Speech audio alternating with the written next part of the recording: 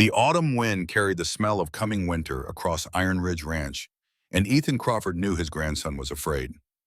Daniel sat on the porch in his army uniform, 19 years old, with hands that wouldn't stop shaking. Tomorrow morning, he'd board the train east. 2 weeks after that, he'd be on a ship to France, to trenches, to a war that was swallowing boys whole and spitting back what remained in pine boxes. "Grandpa," Daniel's voice cracked, "how did you know you were brave enough when you had to keep a promise? How did you know you wouldn't run when things got hard?" Ethan looked at his grandson. Those eyes, blue as Wyoming sky, were the same eyes his daughter Hope had inherited, the same eyes his wife Claire had looked into 32 years ago when she stepped out off that stage scarred and terrified and trusting the word of a stranger. "Let me tell you about a promise," Ethan said, his voice like gravel rolling over stone. "About a blizzard that changed my life. About a woman from the east with burns on her face and steel in her spine. And about how sometimes duty becomes the best thing that ever happened to you." Claire appeared in the doorway, 60 years old now, her scars silver in the fading light. She'd been listening. "Tell him the truth, Ethan," she said softly. "Tell him how terrified you were. Boys going to war need to know that fear doesn't mean failure." Ethan nodded. Daniel leaned forward, and the old man closed his eyes, reaching back through the years to February 1885, when he was 35, and swearing he'd never marry, and his best friend was dying in the snow. The memory rose like smoke. The blizzard screamed across Wyoming territory like the wrath of God himself. Ethan Crawford couldn't see 5 feet in front of his horse.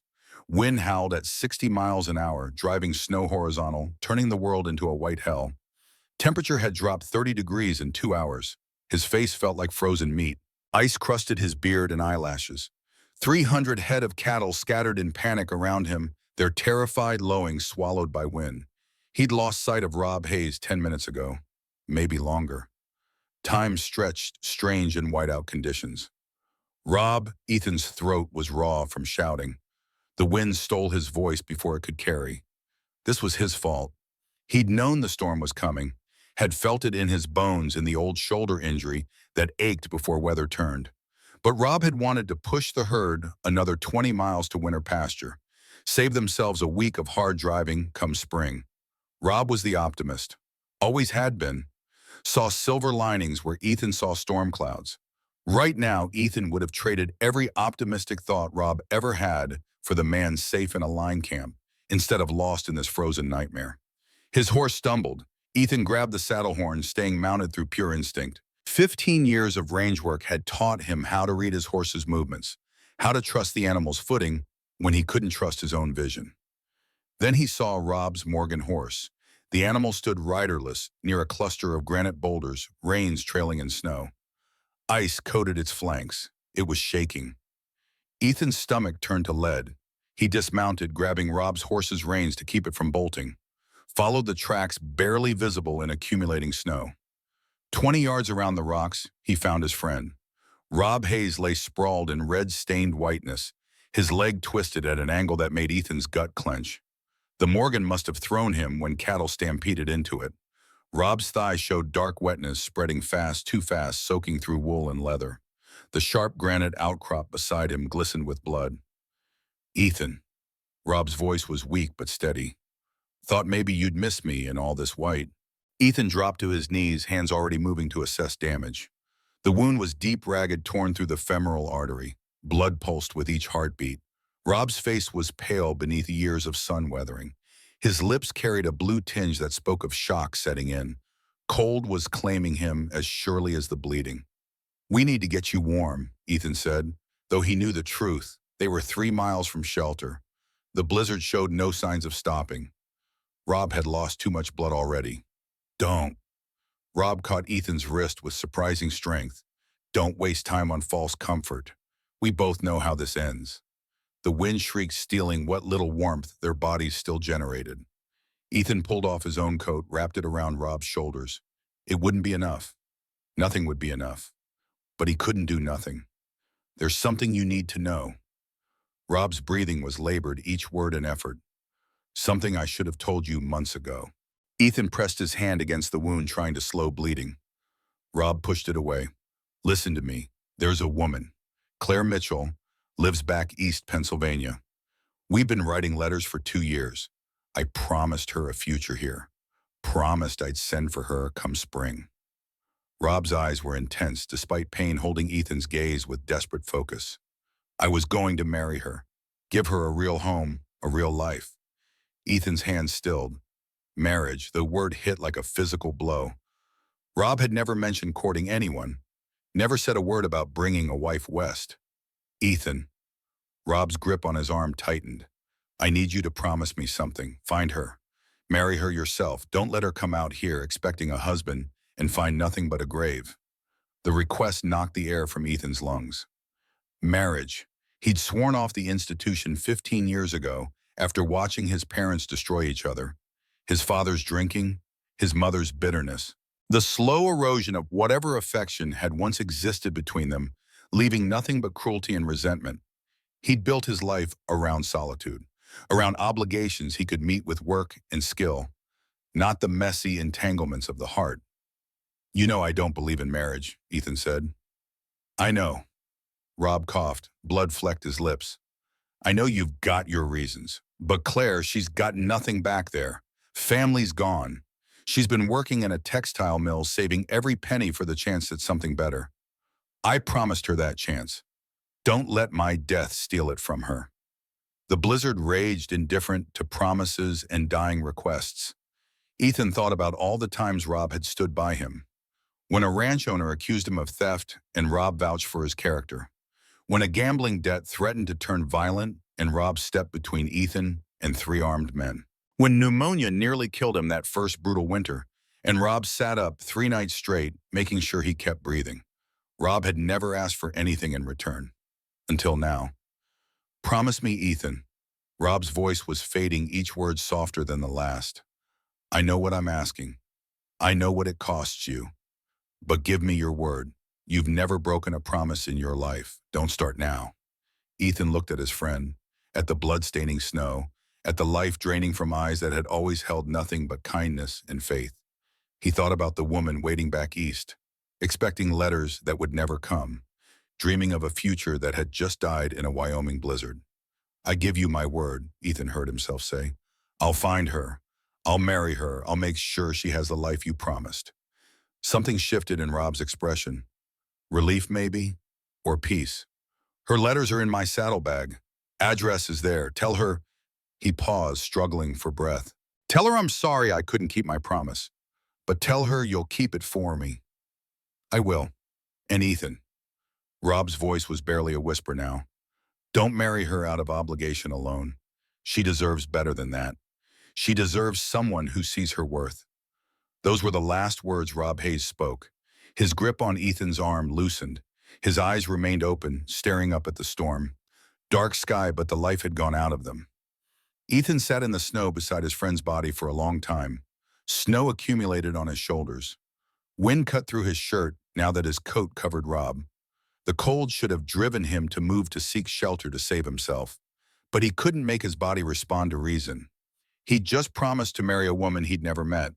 He'd promised to offer her a future when he'd spent 15 years avoiding exactly that kind of commitment. He'd promised because Rob had asked. Because Ethan Crawford kept his word no matter the cost. Eventually, the cold became impossible to ignore. Ethan stood muscles stiff and protesting. He couldn't carry Rob's body in this storm. Couldn't even bury him properly. The best he could manage was to mark the spot with Rob's hat weighted down by stones so he could return when weather cleared. He found Rob's Morgan horse still standing near the rock's patient despite the storm. Ethan retrieved the saddlebag Rob had mentioned and tied it to his own saddle. Then he mounted and turned south toward the line camp that should be 5 miles away if he could navigate correctly in the blinding white. The ride nearly killed him.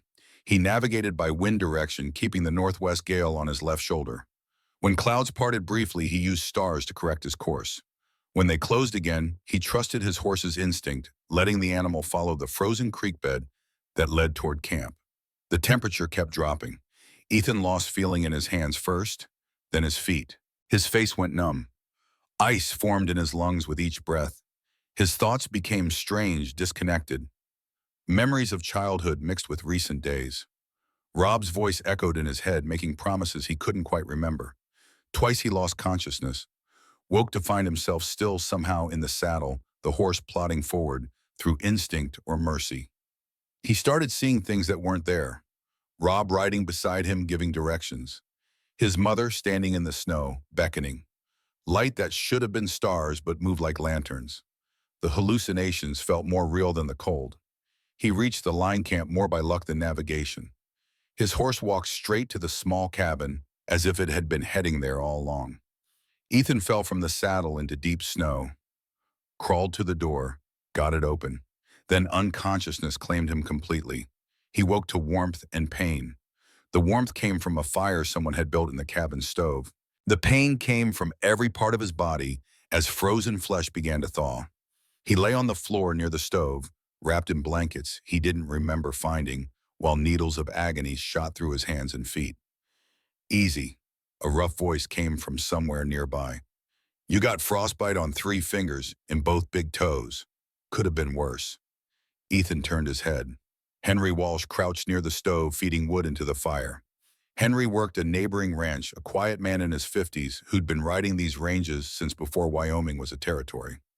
Rob, Ethan's voice came out as a rasp. Henry's expression answered before his words did. Saw the marked spot when the storm cleared yesterday. Brought him down to town for proper burial. I'm sorry, Ethan. I know you two were close. Yesterday, Ethan tried to calculate how long he'd been unconscious, how much time had passed since he'd made his promise in the snow. How long have I been here? 3 days. Found you the morning after the storm passed. Wasn't sure you'd make it. You were more ice than man when I pulled you inside.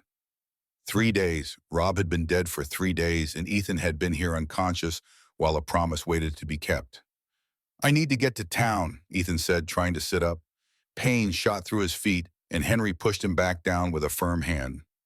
You need to stay put until those toes heal enough to walk on. Another few days at least, maybe a week. Whatever business you've got in town can wait. But Ethan thought about the letters in Rob's saddlebag, about a woman in Pennsylvania who might still be waiting for word from a man who would never write again. The promise felt like a weight on his chest, growing heavier with each passing hour. Can you do something for me? Ethan asked. In Rob's saddlebag there are letters. I need to read them. Henry retrieved the bag without question and handed it to Ethan.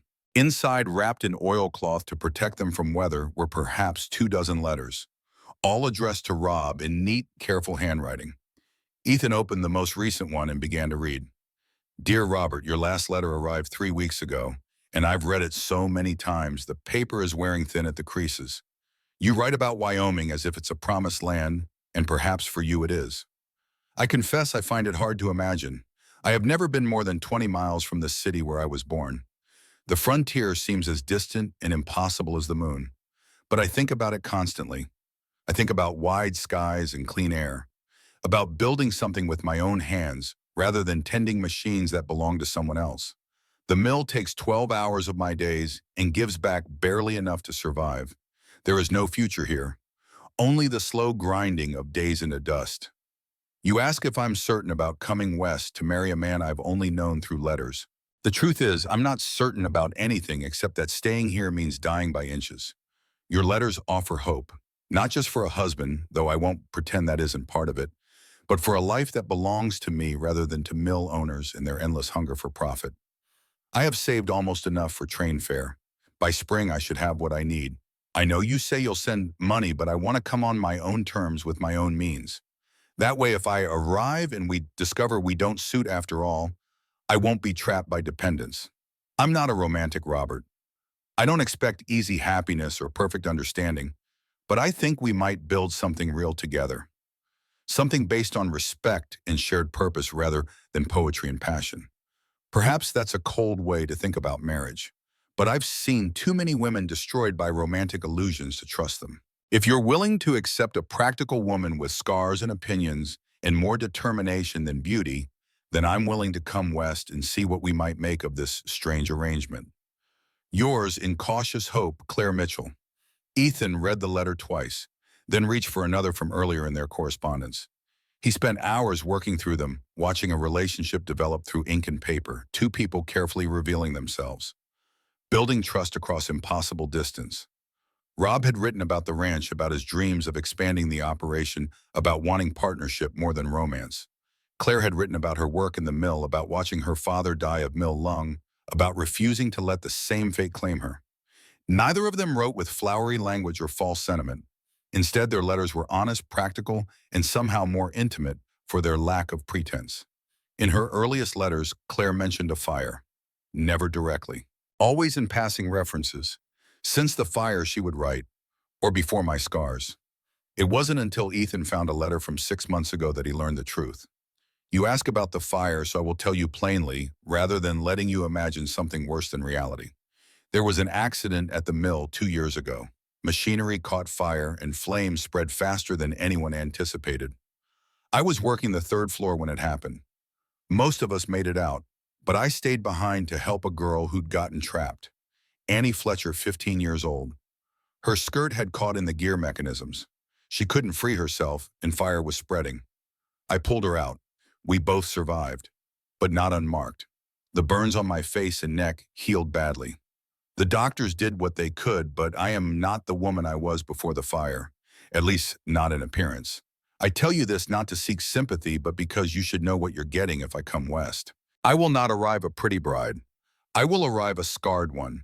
I need to know if that changes your offer. Rob's response, which Ethan found in a separate stack, was characteristically direct. Claire, I don't care about scars. I care about character, about integrity, about a woman willing to risk herself to help someone weaker. If you're still willing to come west, the offer stands. I need a partner, not a decoration. Ethan set down the letters and stared at the cabin ceiling. He was beginning to understand the woman he'd promised to marry. Practical, honest, brave enough to write openly about disfigurement to a potential husband. She wasn't expecting romance or rescue. She was expecting partnership and respect. Could he offer her that? Could he keep his promise to Rob without feeling like he was living a lie? Those must be some letters, Henry observed from his spot by the fire. You've been reading for near 3 hours. They're from Rob's intended, Ethan said. Woman back east. He was planning to marry her come spring. Henry was quiet for a moment. She know about Rob yet? No, I need to write to her once I can hold a pen properly. Ethan flexed his bandaged fingers experimentally. The pain was less today, but his hands still felt clumsy and weak. What will you tell her? It was the question Ethan had been avoiding. He thought about Rob's final request, about the promise he'd made in the snow. But he also thought about Claire's letters, about her insistence on coming west on her own terms, about her determination not to be trapped by dependence. The truth, Ethan said finally, that Rob is dead, that he asked me to honor his promise to her, and that if she still wants to come west, I'll marry her like I said I would. Henry raised his eyebrows. That's a hell of a thing to offer. I gave Rob my word. Your word won't keep a marriage warm at night. Ethan turned his head to look at Henry directly. According to these letters, she's not expecting warmth. She's expecting partnership and respect. That I can offer. Can you? Henry's tone wasn't challenging, just genuinely curious. Everyone knows you swore off marriage years ago. What changed? Rob died asking me for this, Ethan said simply. That's what changed. It took another week before Ethan could stand without agony shooting through his feet, could hold a pen without his hands shaking. He spent the time reading Claire's letters again and again, trying to know the woman he'd promised to marry. She wrote about books she'd read, about the other women at the mill, about politics and labor conditions and the slow violence of poverty. She was educated, self-taught from what Ethan could gather, and sharp-minded in a way that reminded him of Rob. When he finally could write, he sat at the cabin's small table with a sheet of paper before him and tried to find words adequate to what he needed to say. Miss Mitchell, I am writing to inform you that Robert Hayes died 3 weeks ago in a blizzard while moving cattle to winter pasture.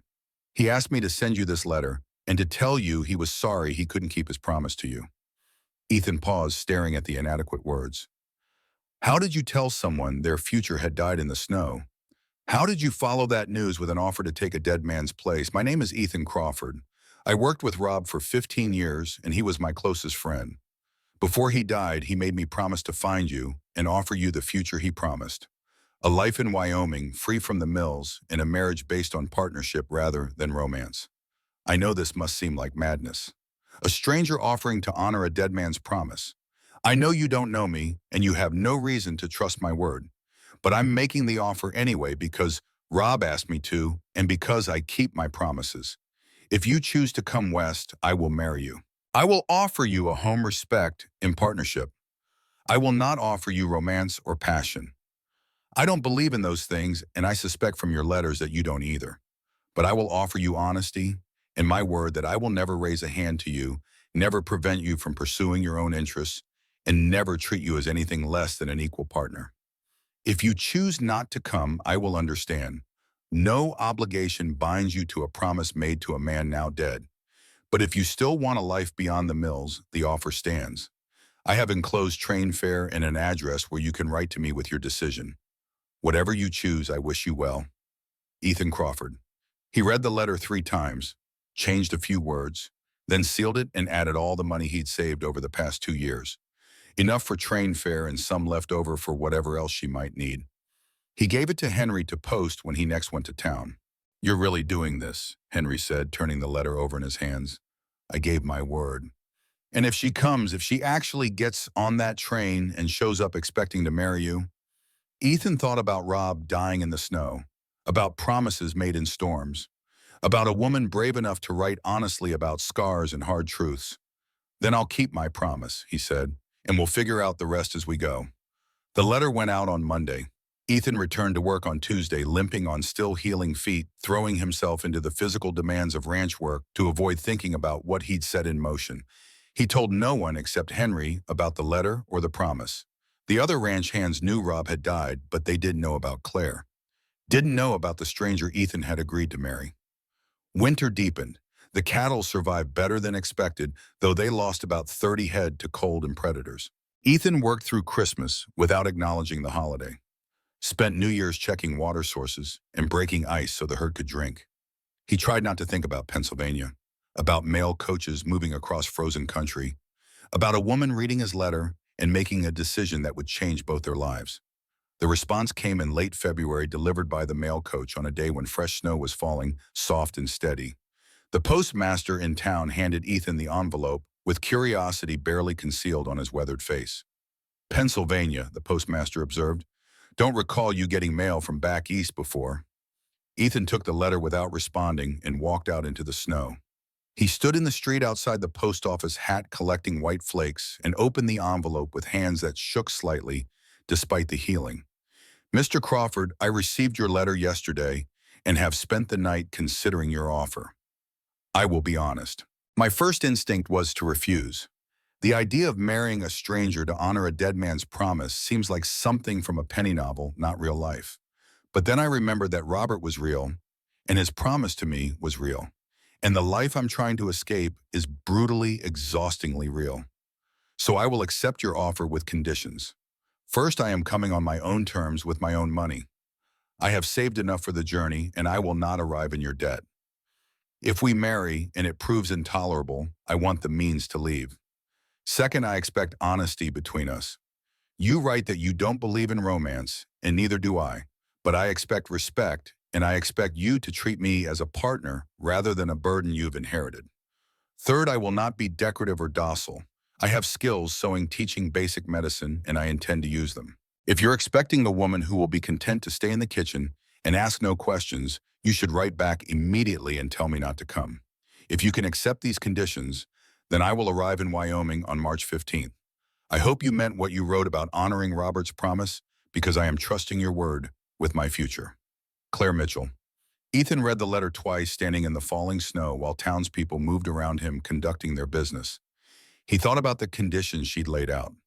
Reasonable, clear, designed to protect herself from dependence and exploitation. She was coming prepared to leave if necessary. She was coming with expectations of respect and partnership. He could meet those conditions. He could offer her honesty and respect. He could let her use her skills, could treat her as a partner rather than a decoration or burden. Whether he could offer her anything more than that, whether this practical arrangement could become something real, he didn't know. But he'd given his word to Rob, and now he'd given it to Claire. So he would keep his promise and hope that was enough. March 15th. He had just under 3 weeks to prepare for a wife he'd never met. to figure out how to honor a promise made in a storm to a dying friend. 3 weeks to transform his solitary life into something that might accommodate partnership. Ethan folded the letter carefully and slipped it into his coat pocket close to his heart, where Rob's last words still echoed. Then he turned his face to the falling snow and began walking back toward his horse, thinking about all the ways a promise could change a life and wondering if he'd just made the biggest mistake of his existence or the first truly right decision in years.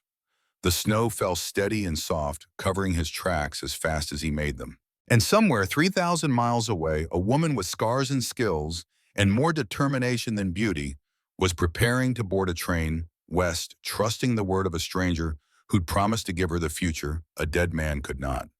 The weeks passed in a strange suspension between old life and unknown future.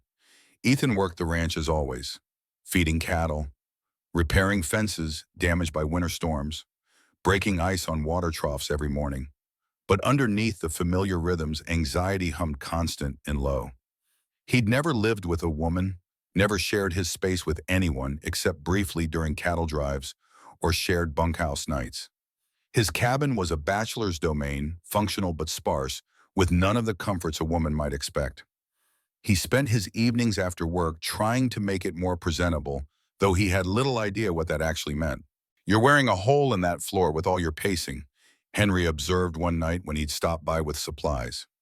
He watched Ethan rearrange the sparse furniture for the third time that week. "When's she arriving again?" "4 days. You should have asked what she needs. What if the cabin isn't suitable? Then she'll tell me and I'll fix it." Henry settled into the cabin's one good chair and pulled out his pipe. "You want my advice?" "Not particularly." "I'm giving it anyway. Don't treat her arriving like a problem to solve. Treat it like what it is. Two people trying to figure out how to live together. You can't plan for every possibility, so stop trying." Ethan knew Henry was right, but knowing and feeling were different things. He kept thinking about Claire's letters, about the intelligence and strength they revealed, and wondering if his plain cabin and plainer life would disappoint her. She was leaving everything familiar, traveling 3,000 miles to marry a stranger based on nothing but letters and a promise made by a dead man. The weight of that trust felt heavier than any promise he'd ever made. On March 14th, Ethan rode into town to wait. The stage from the train depot 30 miles south wasn't due until the following afternoon, but he found himself unable to stay away. The town was small, 2 streets of businesses, a church, a school, maybe 300 residents total.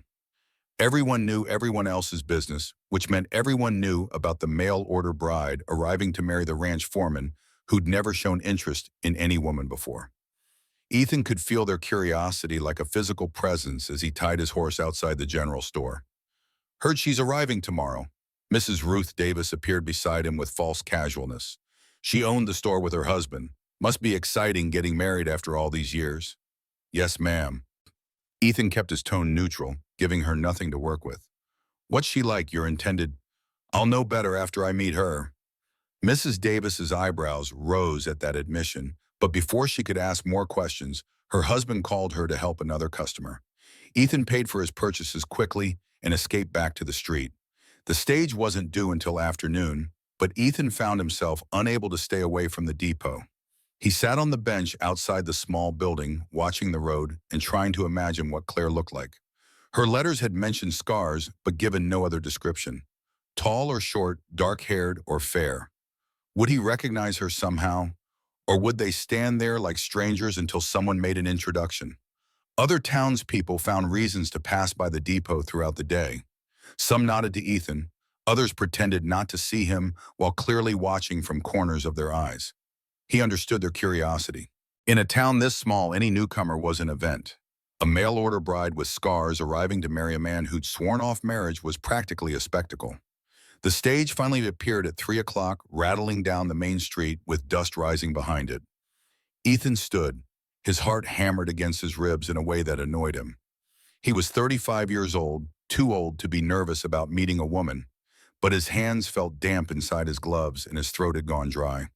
The stage rolled to a stop in front of the depot. The driver climbed down and opened the door. 2 passengers emerged. A traveling salesman Ethan recognized from previous visits, an older woman who was immediately claimed by waiting family.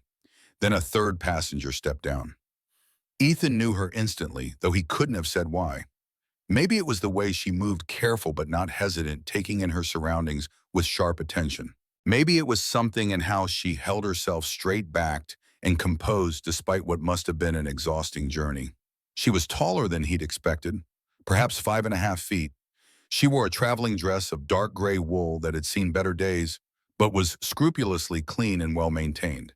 And she was scarred exactly as her letters had described. Burn marks ran down the right side of her face and neck. The skin was tight and discolored, pulling her mouth slightly at one corner. But her eyes, dark and assessing, revealed nothing of what she thought or felt. She saw him watching and met his gaze directly. Ethan stepped forward before he could overthink it. "Miss Mitchell." "Mr. Crawford." It wasn't a question. She studied him for a long moment, and he had the uncomfortable sensation of being evaluated and measured against some internal standard. "You look like a man who keeps his word." "I try to." "Trying isn't the same as doing." "No, ma'am. But doing is what I'm here for." He gestured toward her bags, which the driver was unloading from the stage. "Are these all yours?" "Everything I own." She said it matter-of-factly, without self-pity. Two small trunks and a carpet bag. Her entire life reduced to what she could carry on a train. "I travel light." They stood there awkwardly while the driver finished with the luggage and the stage pulled away toward the livery. Ethan was aware of eyes watching from windows and doorways, the whole town bearing witness to this first meeting. Claire noticed too. She glanced around at the faces quickly hidden behind curtains, then looked back at Ethan with something that might have been amusement. "I seem to be providing entertainment. Small town, not much else to watch. Then let's give them something worth seeing." She picked up her carpet bag and turned to face him squarely. "I came 3,000 miles to marry you based on a promise and some letters. I'm tired. I'm hungry. And I'm standing in the middle of a street being stared at by strangers. So I need you to tell me directly. Are you still willing to go through with this? Or did you write that letter in a moment of grief and hope I wouldn't actually come?" The bluntness caught him off guard, but he appreciated it. No false courtesy, no pretense of romance, just honest need for honest answers. "I'm still willing," he said. "I keep my promises, Miss Mitchell. I told Rob I'd do this, and I told you the same. If you want to marry me, I'm ready." "Good." She nodded once, decisive. "Then let's find somewhere private to talk before we make it official. I have questions, and I suspect you do too." Ethan picked up her trunks. They were heavier than they looked, packed tight with everything she valued enough to bring west. "There's a restaurant 2 buildings down. We could get you some food and talk there." "Perfect." They walked down the street together, Ethan carrying her trunks and Claire keeping pace beside him with her carpet bag. He could feel the town watching, could imagine the conversations that would fill supper tables that night. But Claire seemed unconcerned by the attention. Her focus was entirely on the practical matter of getting food and having a conversation. The restaurant was nearly empty. At this hour, the dinner rush not yet started. Ethan chose a table in the back corner, away from windows and curious ears. Claire sat across from him and removed her hat, revealing more of the scarring that tracked up past her hairline. "You're staring," she observed without rancor. "Sorry, you described the scars in your letters, but seeing them is different. Most people look away. You're at least honest about it." She folded her hands on the table and met his eyes. "Let's be direct with each other, Mr. Crawford. We're strangers about to get married. We should at least know what we're agreeing to." The restaurant owner's daughter came to take their order, a young woman named Sarah who'd been 2 grades behind Ethan in the town's small school years ago. She tried not to stare at Claire and failed, her eyes drawn repeatedly to the scars before flickering away in embarrassment. "Stew for both of us," Ethan said. "Coffee too, and whatever pie you have today." After Sarah left, Claire leaned forward slightly. "I'll start. What did Robert tell you about me?" "Nothing. I only learned about you after he died, from his letters." Ethan paused, considering how much to share. "I read your correspondence with him. I hope that doesn't offend you. I needed to know who I was writing to." "I'd have done the same." Claire nodded slowly.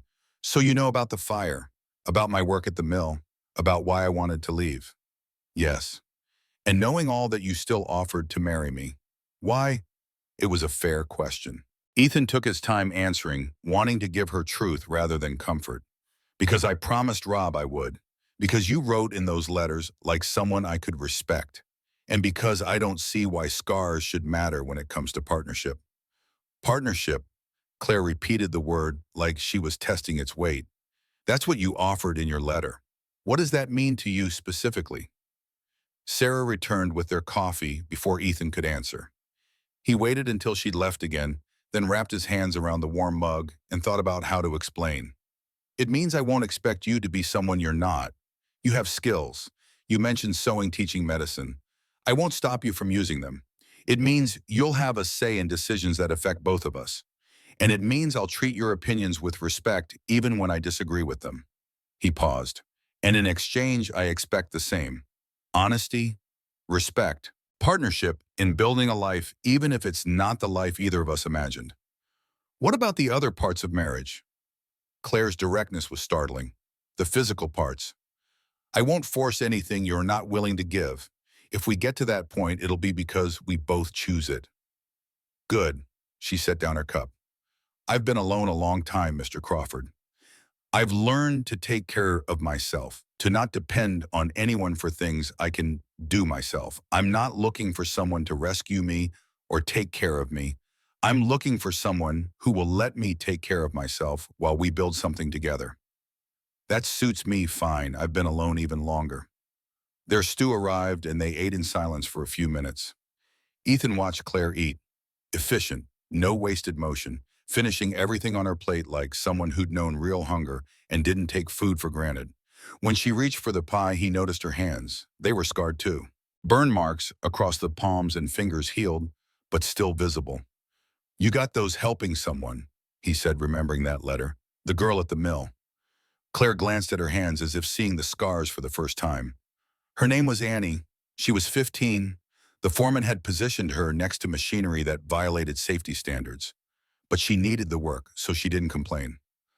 When the fire started, she couldn't get free. Her skirt had caught in the gears. Did she survive? Yes, married a shopkeeper's son last year and moved to Philadelphia. She writes to me sometimes. Claire's expression softened slightly. She says I saved her life, but really I just did what anyone should have done. Not anyone did do it though, just you. Someone had to. She finished her pie and pushed the plate away. Is there a preacher in this town I'd like to get the marriage done today, if possible? I'm too tired to wait and too practical to see the point in delay. Ethan felt something shift in his chest, not quite fear, not quite anticipation. You're certain we could wait a few days, let you rest and get your bearings? I'm certain. I didn't come 3,000 miles to hesitate at the finish line. Claire's dark eyes held his. Unless you're having second thoughts. No second thoughts, just making sure you have the chance if you need it. I don't need it. She stood brushing crumbs from her skirt. I'm 28 years old, Mr. Crawford. I've worked in mills since I was 14. I've survived fires and seen good people ground down by poverty and indifference. I know what I want and I know what I'm willing to accept. If you're offering partnership and respect, I'm ready to be your wife. Ethan rose as well, leaving money on the table for their meal. The preacher lives above the church. We can go there now if you want. I want. They walked through town again, this time with clear purpose in their steps. The sun was lowering toward the western mountains, casting long shadows across the dirt street. A few people called greetings to Ethan, their curiosity about Claire, obvious even when they tried to hide it. The church was a simple wooden building at the edge of town, white paint peeling in places but structurally sound. Reverend Thomas Martin lived in rooms built onto the back. Ethan knocked on his private door rather than entering through the church proper. Reverend Martin answered wearing shirt sleeves and an expression of mild surprise. He was a thin man in his 60s, with kind eyes, in a gentle manner that had served him well in a frontier town where life could be brutal. Ethan, I wasn't expecting you. His gaze shifted to Claire, taking in her travel-worn appearance and scarred face without any visible reaction beyond polite interest. And you must be Miss Mitchell. Welcome to Wyoming. Thank you, Reverend. We'd like to get married if you're available, Ethan said. Reverend Martin blinked. Right now, don't you want time to settle in first, get to know each other a bit? We've been corresponding for some 15, Ethan said, which was technically true, even if the correspondence hadn't been with him. And we'd both prefer to handle the formalities quickly. The Reverend studied them both for a long moment. Ethan had the uncomfortable sense of being panned through, as if the older man knew exactly how unusual the situation was and was deciding whether to question it further. All right, Reverend Martin said finally. Let me get my coat and we'll do this properly. You'll need witnesses, though. Church law requires 2. I'll find someone. Ethan stepped back into the street and looked around. Henry was probably at the saloon this time of day, but before he could head that direction, he spotted Mr. and Mrs. Davis closing up their store for the evening. Mr. Davis, Ethan called. Could I ask a favor? 10 minutes later, they stood in the church with Reverend Martin. The Davises served as witnesses despite Mrs. Davis's obvious desire to ask questions that her husband kept quietly discouraging. Late afternoon light filtered through the simple windows, painting everything in shades of amber and gold. Claire had removed her coat and stood beside Ethan in her gray dress, straight-backed and composed. If she felt any nervousness, she didn't show it. Ethan found himself drawing strength from that composure, letting it steady his own uncertain nerves. Marriage is a serious covenant. Reverend Martin began, his voice taking on the formal cadence of ceremony. It should not be entered into lightly, but with full understanding of the commitment being made. He looked at each of them in turn, and Ethan wondered if the Reverend could see what they really were. 2 strangers bound by a promise made to a dead man, trying to build something real from obligation and hope. Ethan Crawford, do you take this woman to be your lawfully wedded wife, to have and to hold from this day forward, for better or for worse, for richer or for poorer, in sickness and in health, until death do you part? I do. The words came easier than Ethan expected. Claire Mitchell, do you take this man to be your lawfully wedded husband, to have and to hold from this day forward, for better or for worse, for richer or for poorer, in sicknesses and in health, until death do you part? Claire didn't hesitate. I do. Do you have rings? Ethan shook his head, but Claire reached into her pocket and produced a simple gold band. Robert sent this in one of his letters, she said quietly. He said it was his mother's. I think he'd want it used. Ethan took the ring, his throat suddenly tight. Rob had never mentioned sending a ring to Claire, had never said how serious his intentions had been, but here was the evidence.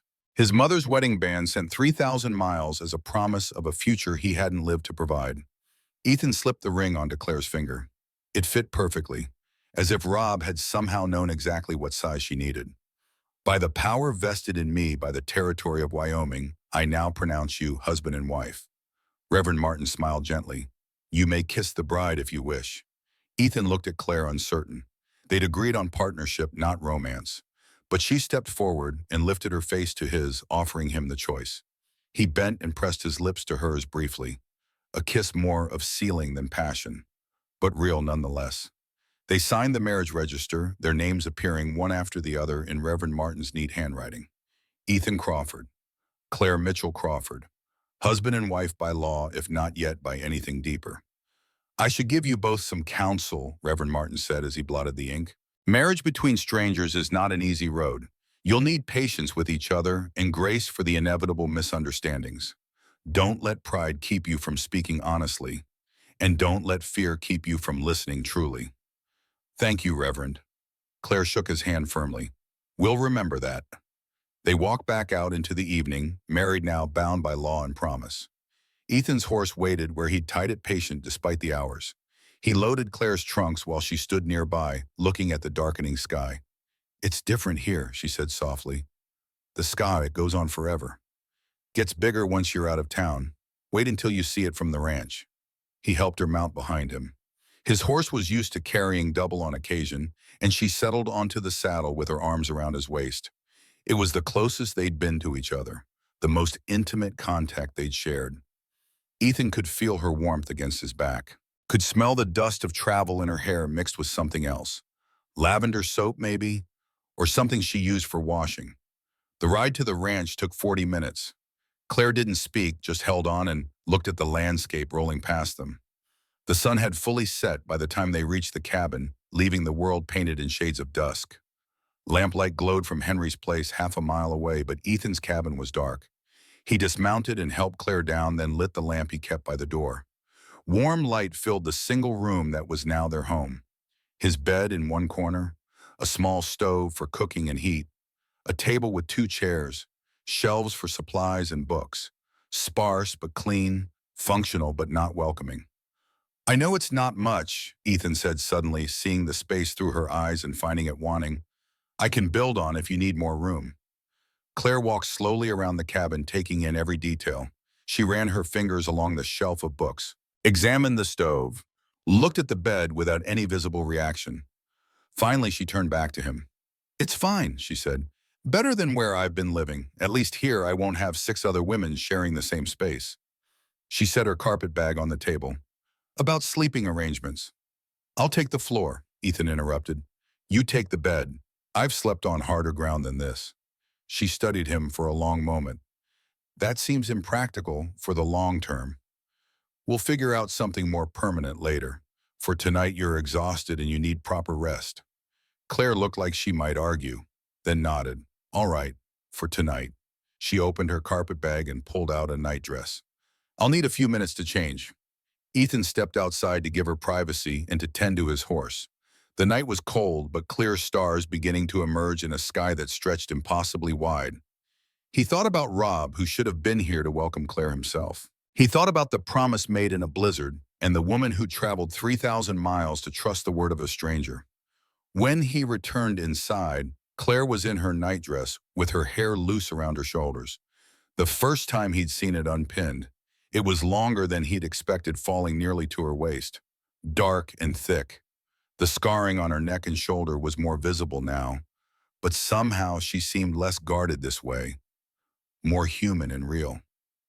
Thank you, she said, for keeping your promise, for meeting me today, for all of it. You don't have to thank me for keeping my word. That's just basic decency. You'd be surprised how rare basic decency actually is. She climbed into the bed and pulled the blankets up. Good night, Mr. Crawford. Ethan, if we're married, you should call me Ethan. Then good night, Ethan, and you should call me Claire. Good night, Claire. Ethan made a bedroll on the floor near the stove where it would be warmest. He lay awake long after Claire's breathing had evened into sleep, staring at the ceiling and thinking about everything that had changed in a single day. This morning he'd been a bachelor. Tonight he was a married man bound to a woman he barely knew, trying to honor a promise made to a friend who'd believed partnership mattered more than passion. Whether he'd made the right choice, whether they could build something real from this strange beginning, those were questions he couldn't answer yet. But he'd kept his word. Rob would have approved of that at least. In the darkness, Claire's quiet breathing was the only sound besides the wind outside. Ethan closed his eyes and tried to sleep, knowing tomorrow would bring the real test. Learning how to live with a stranger who was now his wife. Figuring out how to turn obligation into something that might eventually resemble a life worth living. On the porch in 1917, Daniel shifted in his uniform. The story had him leaning forward now, the fear in his eyes replaced by something else. Curiosity, maybe, or the beginning of understanding. What happened next, he asked. That first morning, Ethan smiled, remembering. Claire appeared in the doorway with fresh coffee, her silver hair catching lamplight. She was listening too, though she'd lived this story herself. That first morning, Ethan said, I woke up terrified, had a stranger sleeping in my bed, a wife I'd known less than 12 hours, had no idea how to live with another person after 15 years alone. And I was just as scared, Claire added softly. But fear doesn't cook breakfast, so I got up and tried to start that temperamental stove. Daniel laughed despite himself.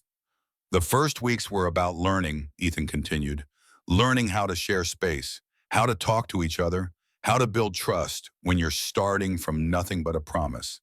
He closed his eyes, letting the memory rise. March 1885, the morning after the wedding, when the real work began. Morning came cold and gray with frost thick on the windows and the distant sound of cattle lowing for their feed. Ethan woke to find Claire already dressed and standing by the stove trying to coax heat from embers that had died sometime in the night. There's kindling in the box by the door, he said, pushing himself up from the floor. His back ached from the hard ground despite years of sleeping rough during cattle drives. Claire turned startled. In the thin morning light, the scars on her face stood out more sharply. I didn't mean to wake you. I was trying to figure out the stove. It's temperamental, needs dry wood and patience. Ethan crossed to the stove and rebuilt the fire properly, showing her how to stack the kindling for best airflow. Coffee's in the tin on the second shelf. Water's in the bucket, but it'll need fresh from the well. I can get it. I'll show you where everything is first. No point in you stumbling around trying to figure it out yourself. They moved through the morning routine together with the awkward politeness of strangers. Ethan showed her the storage shed and the small garden plot that would need tending come spring. Claire asked practical questions and took mental notes, clearly cataloging information for future use. When they finally sat down to breakfast coffee and yesterday's biscuits that Ethan had bought in town, the silence stretched uncomfortably between them. I should explain how things work here, Ethan said finally. I work at Iron Ridge Ranch 6 days a week. I leave before dawn, come back around sunset. Sundays are my own time, and I usually spend them handling things around the cabin. Claire nodded, cradling her coffee cup. What exactly do you do at the ranch? I'm the foreman. I oversee the crew, manage the herd, make decisions about breeding and selling. The owner trusts me to run things day to day. And the pay, is it enough? We won't be rich, but we won't starve either. He paused, then added, You mentioned in your letters that you wanted to use your skills. There might be opportunities in town. The school teacher's getting old, and Mrs. Thornton, who does most of the sewing work, has arthritis bad in her hands. I'll look into it. Claire set down her cup and met his eyes directly. I need to be honest with you about something. I have $43 saved. It's not much, but it's mine and I'm keeping it separate. If this doesn't work, if we can't make a life together, I need to know I can leave. The words stung more than Ethan expected, but he kept his expression neutral. That's fair. I told you I wouldn't trap you with dependence. I'm not saying I plan to leave. I'm just saying I need the option to exist. Claire's voice was steady but not unkind. I've seen too many women stuck in situations they couldn't escape because they had no money of their own. I understand, and I meant what I said yesterday. You're free to work, to keep your own money, to use your skills however you see fit. Something in her posture relaxed slightly. Thank you. I know that's not how most men think about marriage. I'm not most men. Ethan stood and collected their cups. I need to get to the ranch. Will you be all right here alone? I've been taking care of myself for 14 years. I think I can manage. But there was a hint of something else in her voice. Maybe uncertainty, maybe loneliness. Although if you could show me where the nearest neighbor lives, just in case something happens. Henry Walsh's place is half a mile south. You can see his lamplight at night. He's trustworthy if you need help. Ethan pulled on his coat and hat. There's venison in the cold storage and potatoes in the bin. Take whatever you need. Claire walked him to the door. In the morning light, her dark eyes looked almost black. Ethan, thank you for not making this harder than it has to be. Some men would resent a wife who kept her own money. Some men are fools. He settled his hat and stepped out into the cold. I'll be back by dark. The ride to Iron Ridge Ranch took 20 minutes through country that was just beginning to wake from winter. Patches of snow still clung to shaded areas, but the worst of the cold had passed. Ethan let his horse set the pace while his mind turned over the strangeness of his new situation.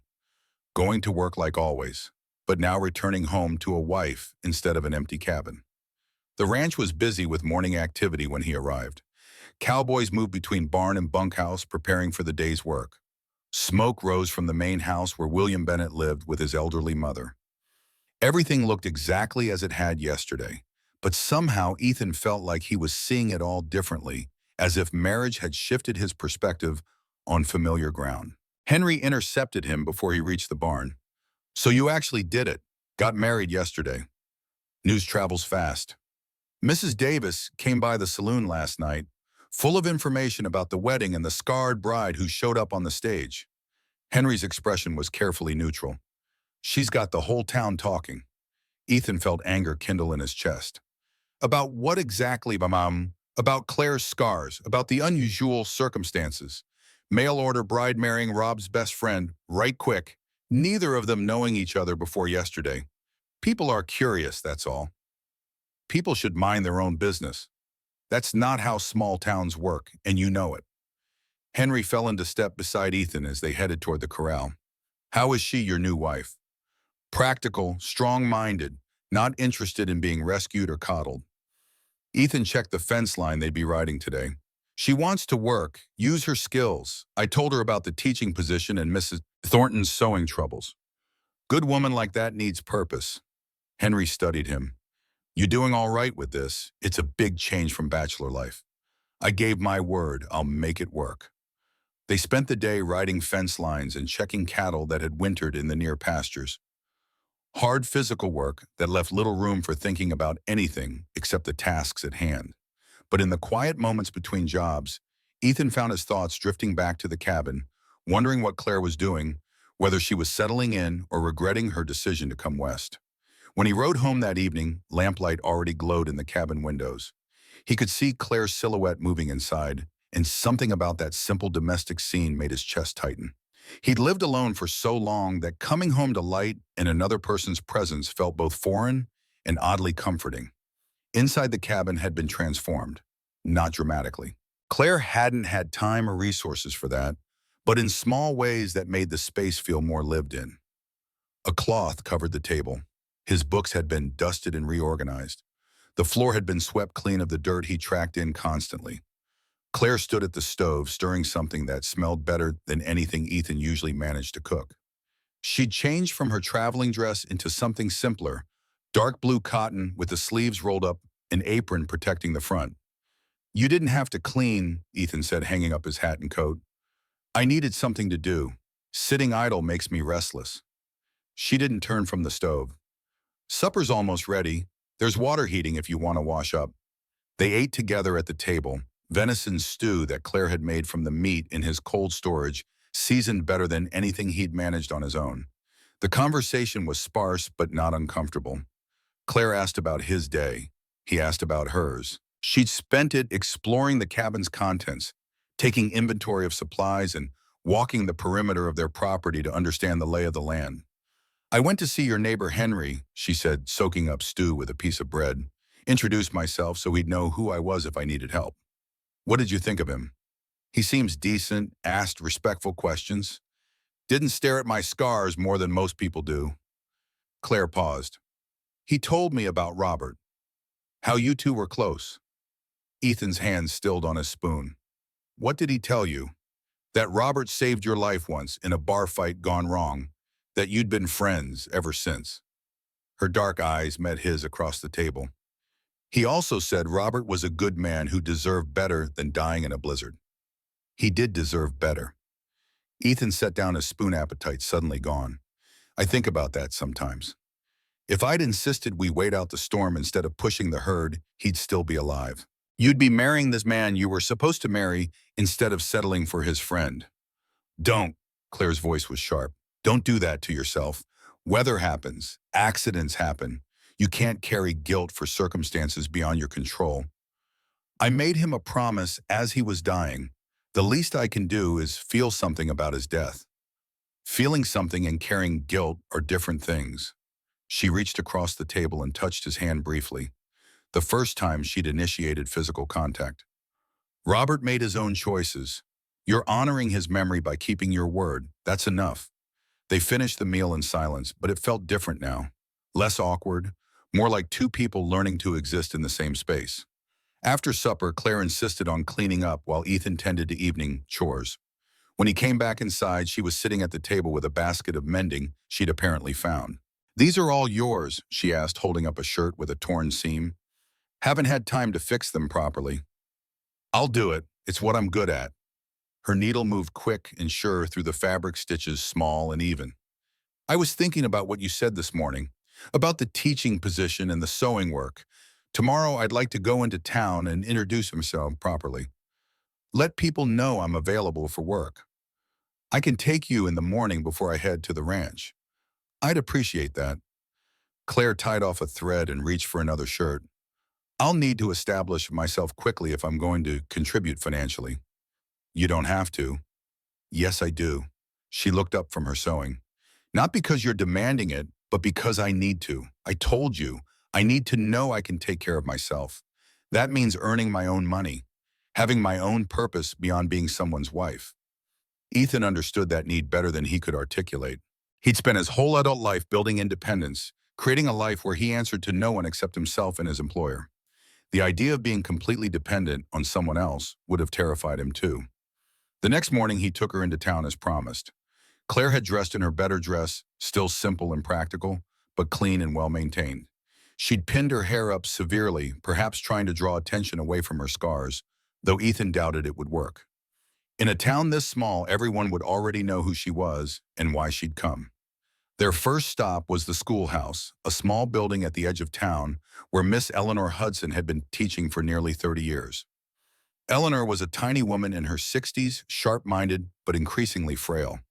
She looked up from her desk when Claire and Ethan entered, surprise and interest warring on her weathered face.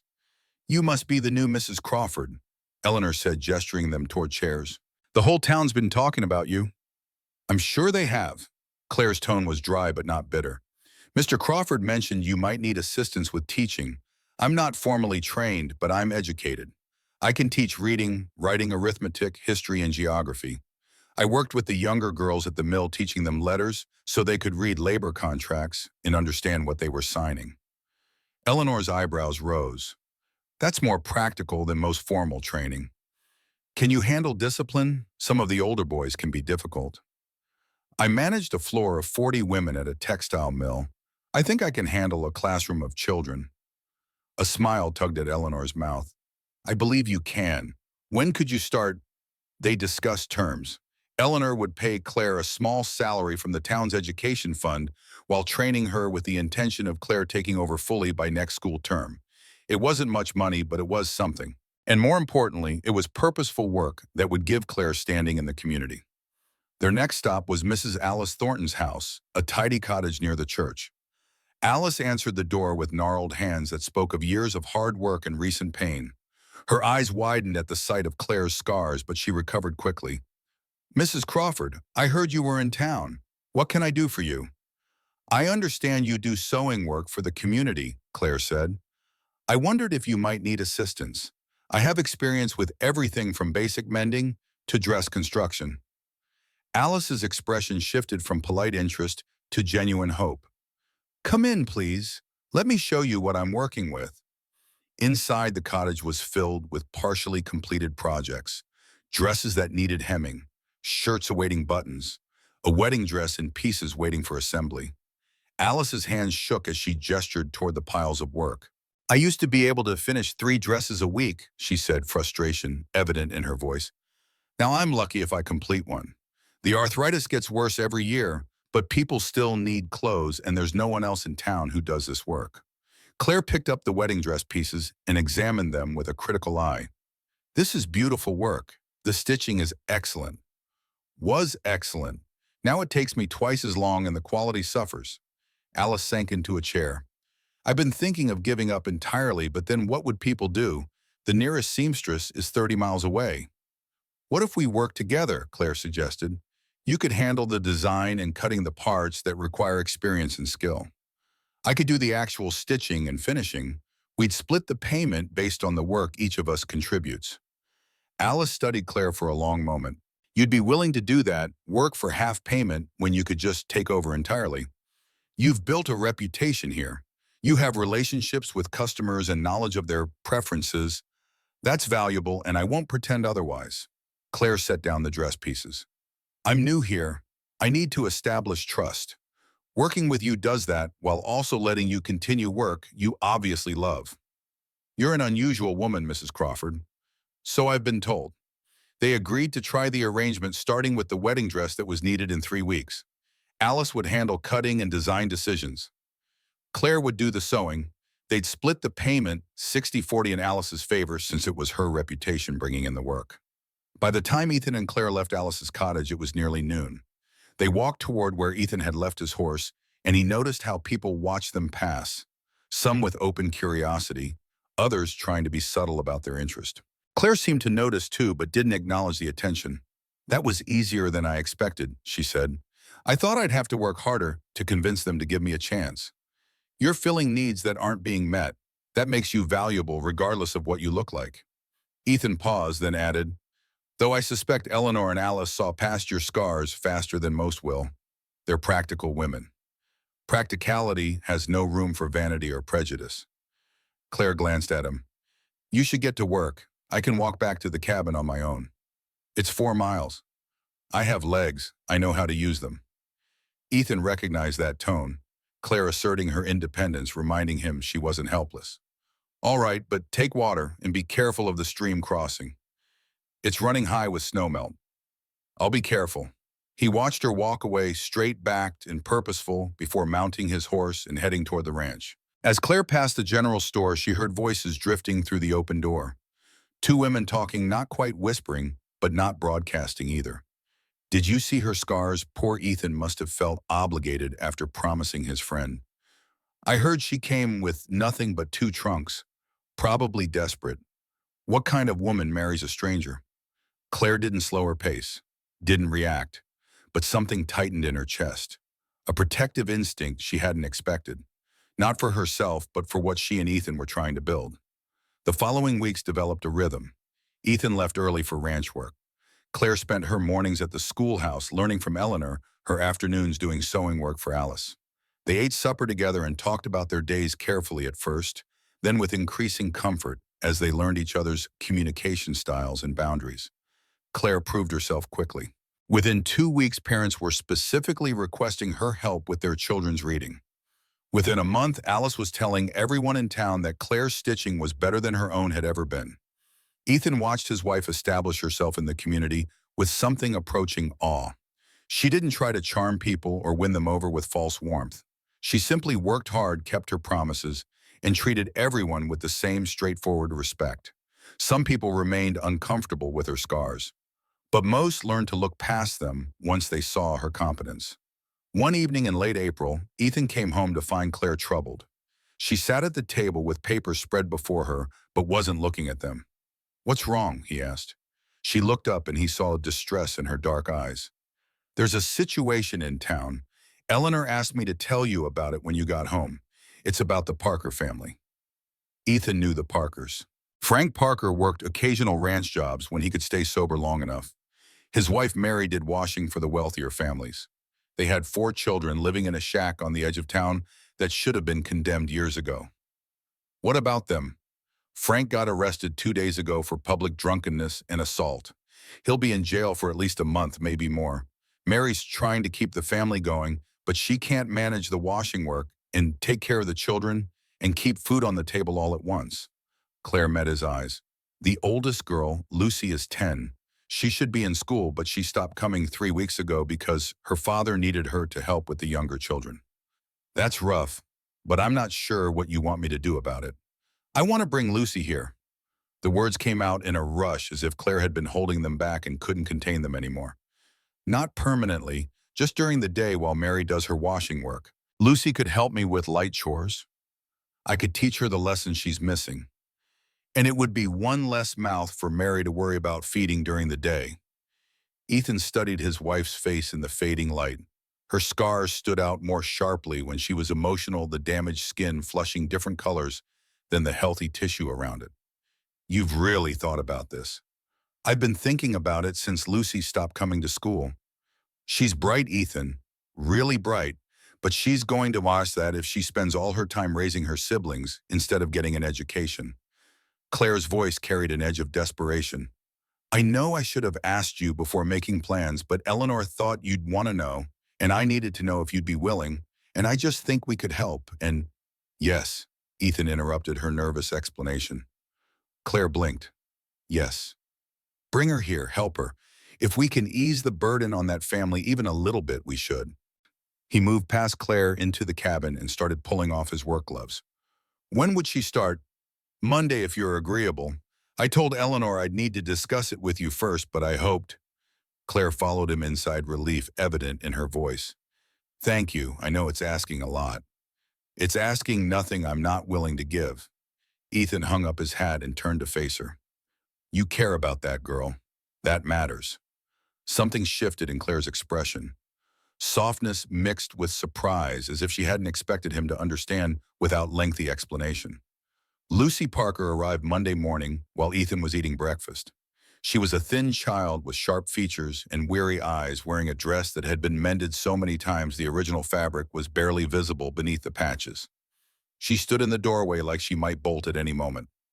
Come in, Lucy, Claire said gently. This is my husband, Mr. Crawford. He knows you'll be spending days here. Lucy looked at Ethan with obvious fear. He understood. In her experience, men were likely to be drunk or violent or both. He made himself smaller, non-threatening, and kept his voice quiet. Morning, Lucy. Your ma know you're here.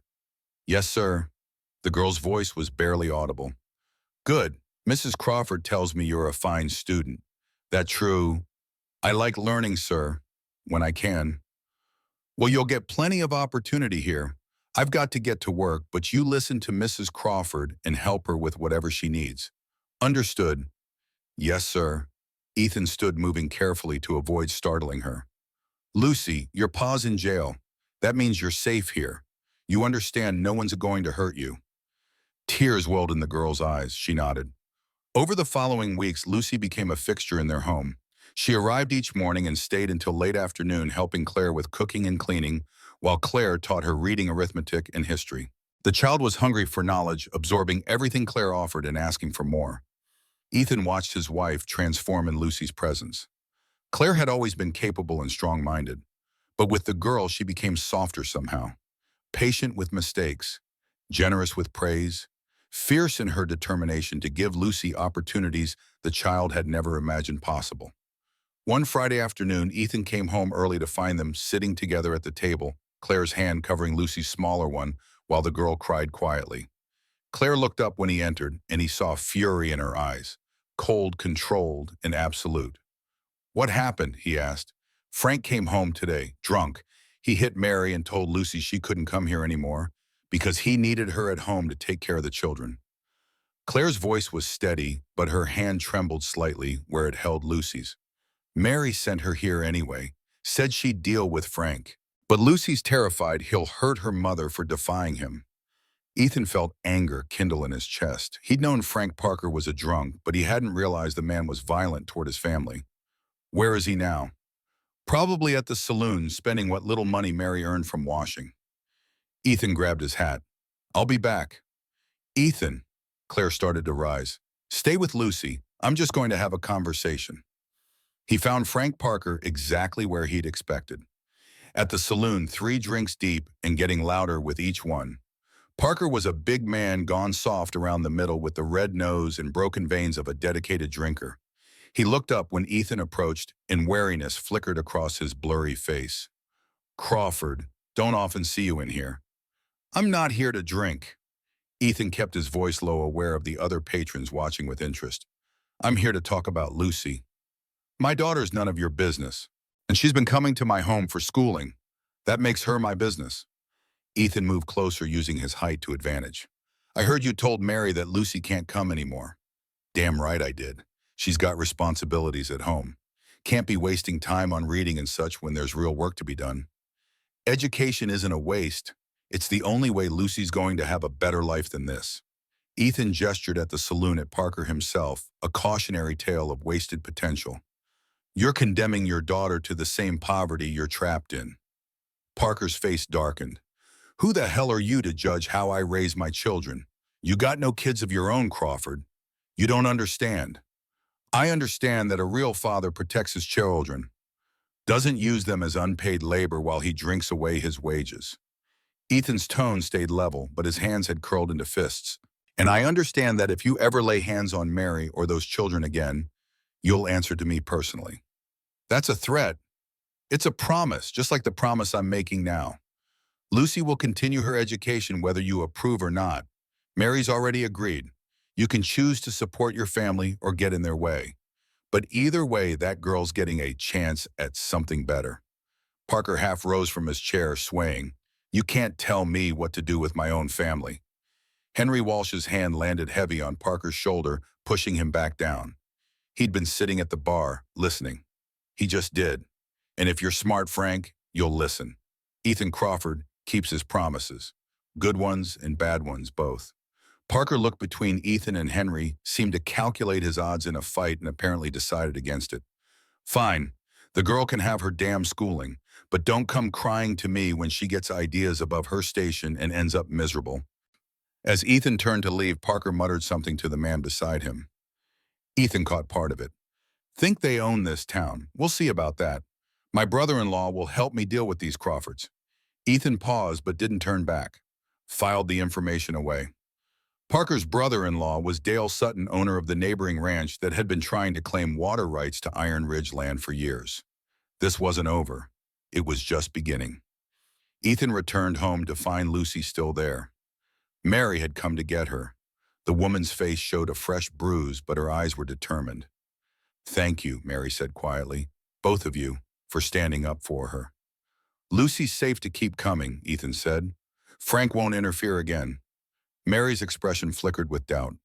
"He said his brother-in-law will help him deal with you." "Let him try." After Mary and Lucy left, Claire turned to Ethan with an expression he couldn't quite read. "What did you say to Frank Parker?" "Just that Lucy deserves a chance at education, and he needs to stop being an obstacle to his family's well-being." "It was more than that. Lucy said you looked like you were ready to fight him." "I was ready to fight him if necessary.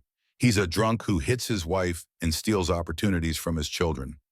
Men like that need to understand there are consequences." Ethan met Claire's eyes. "I meant what I said in my letter. I won't raise a hand to you, and I won't stand by while other men abuse women or children. That's not negotiable." Claire was quiet for a long moment, studying him in the lamplight. Then she crossed the space between them and did something she'd never done before. She reached up and touched his face, her scarred hand gentle against his cheek. "Robert chose well when he asked you to keep his promise," she said softly. "You're a better man than you give yourself credit for." The touch lasted only a moment before she pulled away. But Ethan felt it like a brand, warm and startling and significant in ways he couldn't articulate. Something had shifted between them, some invisible barrier dissolving. That night they lay in the shared bed as they had for weeks now. But the careful distance they'd maintained felt different. Claire's breathing didn't immediately even into sleep. Instead, she spoke into the darkness. "Can I ask you something personal?" "Yes." "Why did you really swear off marriage before Robert died and asked you to marry me? What made you so determined to stay alone?" Ethan stared at the ceiling, considering whether to give her the easy answer or the true one.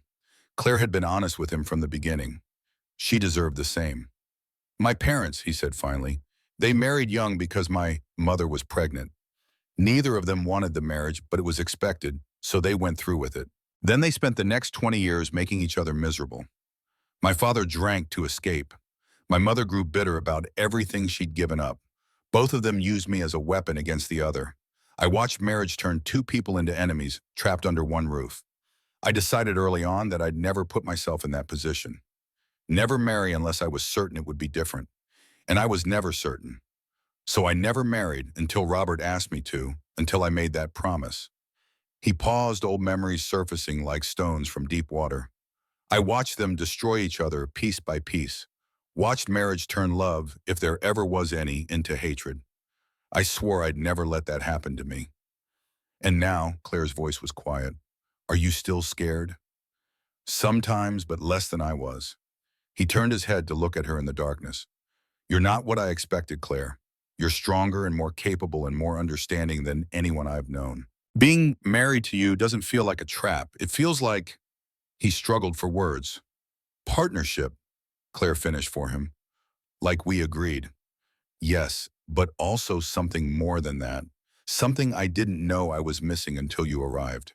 Her hand found his in the darkness, lacing their fingers together. "I feel that too. When I first came here, I was prepared to maintain careful distance, to be your wife in name and partnership, but nothing deeper. I thought that would be safer, less complicated." She shifted closer, her shoulder touching his. "But you make it impossible to maintain distance. You're kind when I expect cruelty, understanding when I expect judgment, protective when I expect indifference. You defend a child who isn't yours and respect a wife you didn't choose. That's not obligation anymore, Ethan. That's character." They lay together in the darkness, hands clasped, shoulders touching, the closest they'd been since the brief kiss at their wedding. Ethan felt his heart beating hard against his ribs, felt the warmth of Claire's body beside him, and realized with startling clarity that he wanted this marriage to be real, not just a promise kept or a partnership maintained, but something chosen and mutual and lasting. "Claire," he said quietly, I need to tell you something. What? When I married you, it was because I gave Robert my word. But if I were choosing now, knowing you, understanding who you are, I'd still choose to marry you. Not from obligation, but because I want to. He felt her go still beside him. What are you saying? I'm saying this marriage started as a promise to a dying friend, but somewhere along the way it became something I want for myself. You're my wife, Claire, and I'd like if you're willing for that to mean something more than practical partnership. More like what? Her voice was careful, guarded. More like people who choose each other. Who build a life together not because they're obligated to, but because they want to. Ethan rolled onto his side to face her in the darkness. I'm not promising romance or grand passion. I don't know how to give you those things, but I can promise devotion and loyalty and the kind of love that's built on respect and shared purpose. If that's enough for you, then I'm offering it. Claire was quiet for so long that Ethan began to think he had miscalculated badly. Then she spoke, her voice thick with emotion. When I came west, I didn't expect to be happy. I expected to survive, to build a life that was better than the mills, but not necessarily joyful. I expected partnership and respect, but not affection. Her hand found his face in the darkness, tracing the line of his jaw. You've given me all of that, plus something I didn't know I needed. Someone who sees me as I am, scars and sharp edges and all, and values me anyway. That's more than enough, Ethan. That's everything. He kissed her then, properly this time. Not the brief ceremonial kiss from their wedding, but something real and wanting. Claire kissed him back with equal intensity, her scarred hands tangling in his hair, her body pressing close against his. They came together with the pent-up need of two people who'd been carefully maintaining distance for months, finally allowing themselves to acknowledge what had been building between them. Afterward, they lay tangled together in the darkness, Claire's head on Ethan's chest and his arms wrapped around her. He could feel her breathing gradually slow, could feel the tension leave her body as exhaustion claimed her. Before she slipped into sleep, she murmured something that made his chest tighten with unexpected emotion. I choose you too, Ethan. Not because of any promise, but because of who you are. He held her while she slept, staring at the cabin ceiling and thinking about promises made in storms and the unexpected ways life could transform obligation into something precious. He'd married Claire to honor a dying friend's request, but somewhere between that frozen promise and this warm reality, she'd become more than a duty kept. She'd become someone he couldn't imagine living without. Outside, the wind picked up, carrying the scent of coming rain. Inside, two people who'd started as strangers had found something neither had been looking for. Something worth keeping. Something worth fighting for. And in the coming weeks, they would need to fight. Because Frank Parker and his brother-in-law Dale Sutton were planning something. Ethan could feel it the way he'd felt that blizzard coming. Storm clouds were gathering again. But this time he wouldn't face them alone. The trouble started with cut fences. Ethan found them on a Tuesday morning in late May, riding the northern boundary of Iron Ridge Ranch. 30 head of cattle had wandered through the ramp onto Sutton's land. 3 were already missing, likely taken by Sutton's hands and rebranded. He fixed the fence and brought the remaining cattle back. Said nothing to William Bennett about it. Could have been accident, could have been weather damage. But 2 days later, it happened again. Different section, same result. This time Ethan rode to Sutton's ranch to ask about the missing cattle. Dale Sutton met him in the yard, a hard-faced man in his 50s with cold eyes and a reputation for taking what he wanted and hiding behind lawyers when called on it. Lost some cattle, Crawford. Cut fence, 30 head wandered onto your land. 27 came back. I'm here for the other 3. Don't know what you're talking about. Any cattle on my land belong to me. That's how it works when your neighbor can't maintain his fences. The fence was cut, with wire cutters, fresh marks on the posts. Sutton smiled without warmth. Prove it. Ethan sat his horse looking down at Sutton, thinking about Frank Parker's muttered threat, about family connections and old grudges. This about Lucy Parker, Ethan asked, about me standing up to your brother-in-law. This is about water rights, about boundaries, about people who forget their place. Sutton stepped closer. Iron Ridge has been using Silver Creek for 20 years like they own it, but I've been looking at the old land grants. Turns out that water belongs to me. Bennett's claim goes back to 1867. Territorial grant is clear. Is it? Because my lawyer found some interesting discrepancies in the boundary descriptions. Might be that creek runs through my property after all. Might be I should file a claim, make it official. You'd lose. Maybe, maybe not. But either way, Bennett's an old man. Legal fights are expensive, stressful. Might be more than he can handle at his age. Sutton's smile widened. Might be you'll have other things to worry about soon anyway. Accidents happen on ranches. Fences break. Cattle wander. Barns catch fire. Hard to prove anything when you're so busy dealing with problems. It was a clear threat, wrapped in enough plausible deniability to avoid consequences. But a threat nonetheless.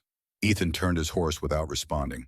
Rode back to Iron Ridge knowing this was just beginning. He was right. Over the next 6 weeks, the sabotage escalated.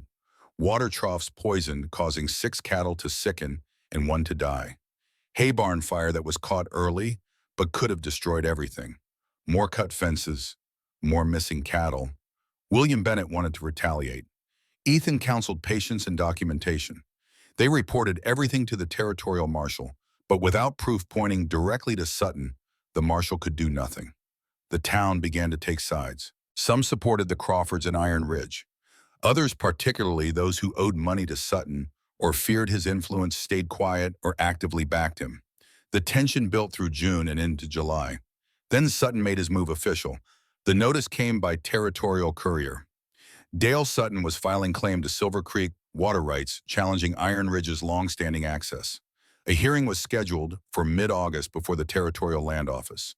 If Sutton won, Iron Ridge cattle would have no water source for summer grazing. The ranch would be finished. William Bennett sat in his office holding the notice with shaking hands. He's actually doing it. After all these years, he's actually challenging the grant. He'll lose, Ethan said. The 1867 grant is clear. Silver Creek was explicitly assigned to Iron Ridge. Is it clear I read that grant 30 years ago? The language is old. The boundaries are described in relation to landmarks that don't exist anymore. A good lawyer could twist it. Bennett looked older than his 68 years. Even if we win, the legal fees will cripple us. Sutton knows that. He's got money from that silver mine his father left him. He can afford to tie this up in court for years. Ethan thought about his new partnership stake, about the payments he'd committed to, about Claire's growing reputation in town and Lucy's education and the life they were building. We'll fight it, he said. We'll win. But he wasn't as certain as he sounded. That night, he told Claire about the water rights challenge. She listened quietly, then stood and went to the small shelf where she kept books borrowed from Eleanor Hudson. There's a territorial records office in Cheyenne, she said. They keep copies of all land grants, boundary surveys, water rights assignments. I could go, research the original documents, find the exact language that proves Iron Ridge's claim. That's 3 days' travel each way. Then I'll be gone a week. Lucy can stay with Mary. You can manage the cabin. Eleanor won't mind if I miss teaching for a few days. Claire's dark eyes were determined. I can do this, Ethan. Let me help. He wanted to say no, wanted to protect her from the hard travel and uncertainty, but he'd promised her partnership, promised to let her use her skills. All right, but I'm going with you. You're needed here, at the ranch. Henry can cover for me. We go together. They left 2 days later, taking the stage to Cheyenne. The territorial capital was bigger than anything Claire had seen since leaving Pennsylvania. Crowds and noise and buildings 3 stories tall. The records office was a maze of file rooms and archive boxes. Clerks who barely looked up when asked for help. Documents written in faded ink on brittle paper. Claire dove in with methodical determination. She spent 12 hours a day reading land grants, boundary surveys, water rights assignments, taking notes in her careful handwriting, building a case piece by piece. Ethan watched her work and felt something shift in his chest. Pride mixed with love, mixed with gratitude that she'd chosen to be here, to fight beside him. On the 4th day, she found what they needed. Here, she spread 3 documents across the reading table.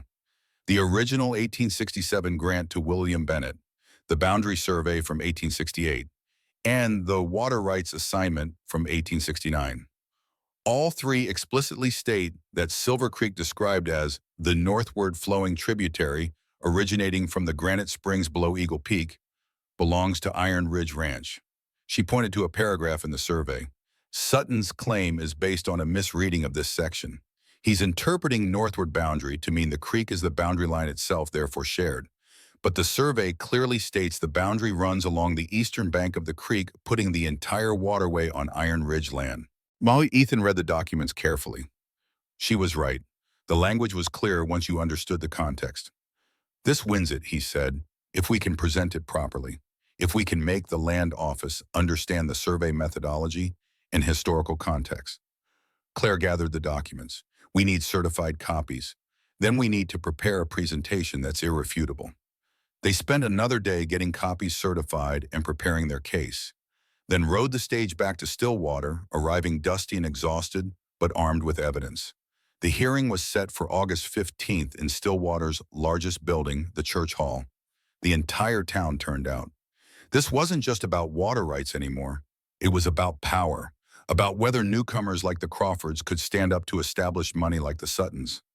Dale Sutton arrived with a lawyer from Denver, a slick man in an expensive suit who looked at the frontier town with barely concealed contempt. The territorial land agent presiding was Marcus Thornhill, a no-nonsense man in his 60s who'd spent 40 years settling boundary disputes across Wyoming. The hearing began at 10 in the morning. Sutton's lawyer presented first. He was smooth, confident, using technical language to confuse the issue. He argued that the 1867 grant was ambiguous, that the boundary descriptions were outdated, that shared water access had been the implicit understanding for years until Iron Ridge tried to claim exclusive rights. It sounded plausible if you didn't know the actual history. William Bennett tried to respond, but he was nervous, unprepared for legal maneuvering. He stuttered through an explanation of the original grant, got confused about dates, couldn't effectively counter the lawyer's arguments. Ethan watched the land agent's expression, saw doubt creeping in. Then Claire stood. Every head in the room turned. The scarred woman who'd arrived 5 months ago as a mail-order bride, who taught children and sewed dresses but had never spoken at a public meeting. Mrs. Crawford. The land agent looked surprised. Did you wish to say something? I wish to present evidence if the hearing allows it. This is somewhat irregular, but I'll allow it. Proceed. Claire walked to the front of the room carrying her documents. She didn't look nervous, didn't hesitate. Mr. Thornhill, I've reviewed the original territorial grants at the Cheyenne Records Office. With your permission, I'd like to present certified copies and explain why Mr. Sutton's claim is based on a fundamental misreading of the boundary survey. She spread the documents on the table where everyone could see them. Then she began to teach the same way she taught children. Clear, methodical, leaving no room for confusion. The 1867 grant to William Bennett describes the northern boundary as extending from Eagle Peak westward along the granite ridge to the eastern bank of the northward flowing tributary, thence following said bank southward for 3 miles. She pointed to the specific language. The key phrase is "to the eastern bank." This establishes the boundary at the bank, not in the middle of the creek. The creek itself is included in the granted land. Sutton's lawyer interrupted. That's one interpretation. But the phrase "along the eastern bank" could equally mean the bank serves as the boundary line making the water shared. It could mean that if we ignored the 1868 boundary survey. Claire produced the second document. This survey was conducted specifically to clarify ambiguities in land grants. It explicitly states, the northern boundary of the Bennett Tract terminates at the eastern bank of Silver Creek, with the full width of said creek included within the granted property. She let that sink in, then produced the third document, and the 1869 water rights assignment removes any remaining doubt. It assigns all water flowing through Silver Creek from source to the point where it exits the Bennett Tract for exclusive use of Iron Ridge Ranch. She looked directly at Sutton's lawyer. There is no ambiguity. There is no shared access. Silver Creek belongs to Iron Ridge Ranch and has since 1807. Any claim to the contrary is not a legal dispute. It's an attempted theft. The room erupted, people talking over each other. Sutton's face had gone red with anger. His lawyer was flipping through his own documents, realizing he'd been outmaneuvered. Marcus Thornhill raised his hand for silence. Mrs. Crawford, these are certified copies from the Territorial Archives. Yes, sir, I can provide the certification documents if you wish to verify them. That won't be necessary. I recognize the territorial seal. He turned to Sutton's lawyer. Do you have any evidence that contradicts these documents? The lawyer had nothing. He'd built his case on selective reading and hoped no one would check the actual records. Mr. Sutton's claim is denied, Thornhill said. The water rights belong to Iron Ridge Ranch as established by the original grant and confirmed by subsequent territorial documents. This matter is closed. The Crawford supporters in the room cheered. Sutton stood abruptly and stormed out, his lawyer trailing behind. But as he passed Claire, Sutton leaned close enough that only she and Ethan could hear. This isn't over. Not by a long shot. Outside, people crowded around to congratulate them. Eleanor Hudson beamed with pride at her teaching partner. Alice Thornton declared that Claire's intelligence was wasted on sewing. Henry Walsh clapped Ethan on the shoulder, but Ethan was watching Sutton right away. Watching Frank Parker follow him, the two men's heads together talking, planning something. The victory felt hollow, temporary. Claire must have sensed it because she took his hand and squeezed. We won, she said quietly. Let that be enough for today. So he did. For that day, it was enough. Summer deepened. The cattle fattened on good grass and unlimited access to Silver Creek. Claire's teaching contract was renewed for the coming school year. Lucy Parker continued to flourish, reading at a level far beyond her age. In September, Claire told Ethan she was pregnant. He came home to find her standing in the garden they'd planted together, hands on her belly, a strange expression on her face. Claire, what's wrong? She turned to him with wonder in her dark eyes. Nothing's wrong. Everything's right, actually. She reached for his hand and placed it on her stomach. I'm pregnant, Ethan. We're going to have a child. The news hit him with the force of revelation. A child, his child, Claire's child, a life they'd created together from love that had started as obligation. Are you sure? I'm sure. I've suspected for a few weeks, but I wanted to be certain before I told you. Her voice shook slightly. I know we haven't talked about children much. I know this changes our plans. Ethan kissed her to stop the nervous words. This doesn't change our plans. This fulfills them. We've been building a life together. Building something that will outlast us. A child is the ultimate expression of that. Claire laughed, tears streaming down her scarred face. You're not frightened because I'm terrified. What if I can't do this? You saved a girl from a burning mill. You traveled 3,000 miles to marry a stranger. You stood up to drunk men and town gossips and your own fear. Ethan framed her face with his hands. You're the bravest person I know, Claire. You can do this. We can do this together. They stood in their garden while late summer flowers bloomed around them and the sun warmed their faces, holding each other and marveling at the life growing between them. On the porch in 1917, the sun had set completely. Stars emerged one by one in the vast Wyoming sky. Daniel sat forward in his uniform, no longer fidgeting with his hands. The water rights, he said. Mr. Walsh mentioned it once, said Grandma saved the ranch with nothing but territorial documents in sharp thinking. Claire smiled from her rocking chair. That's one way to tell it. Tell him the whole truth, Ethan said. Tell him about Dale Sutton, about how close we came to losing everything, about the trial.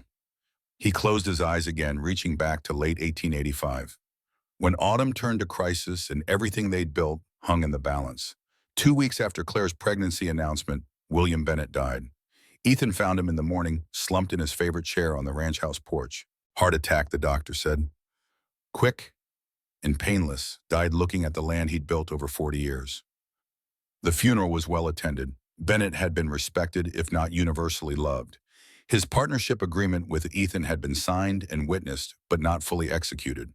The papers stated clearly that full ownership would transfer to Ethan at Bennett's death, but only if Bennett survived 6 months after signing.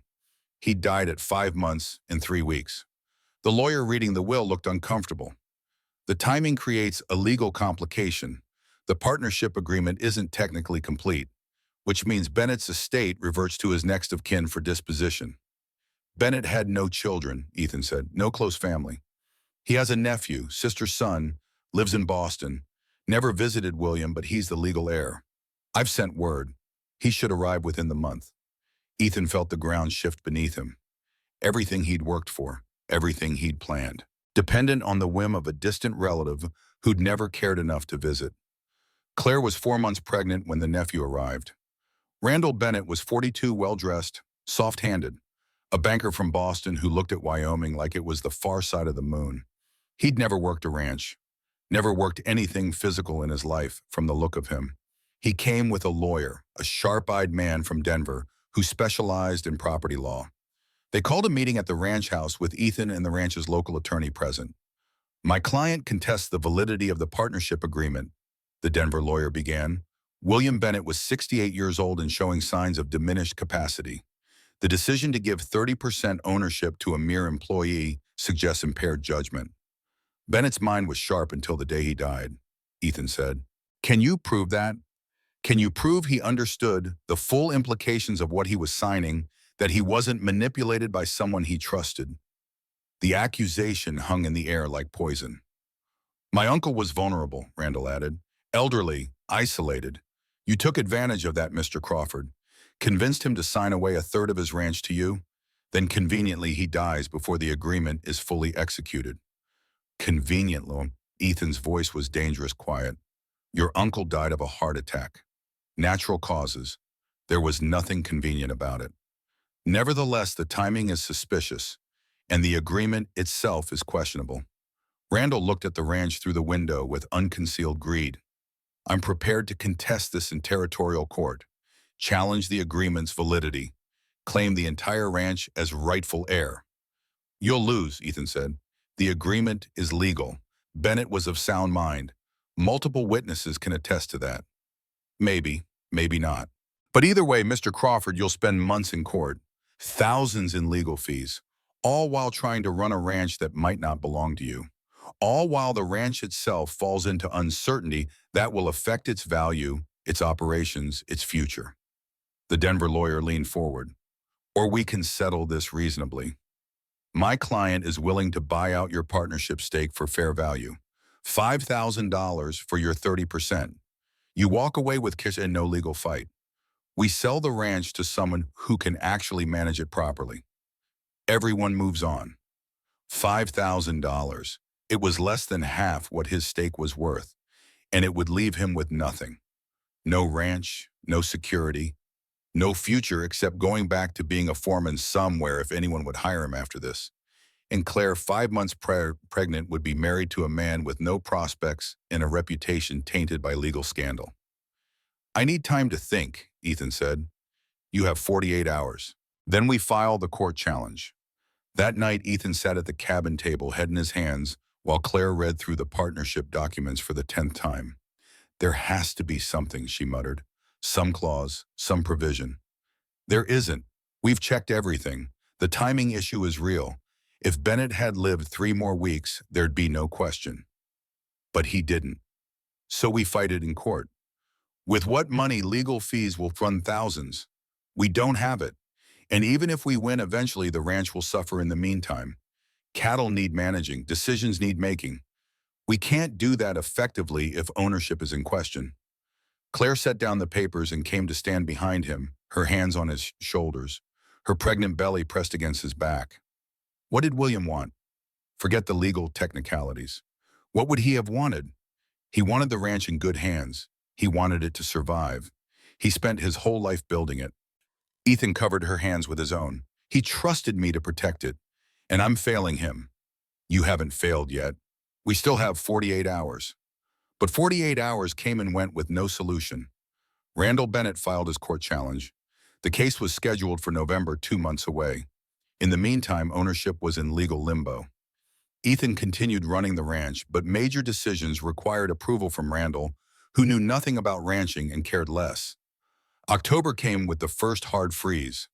Claire's pregnancy progressed despite the stress. She was 6 months along now, showing clearly.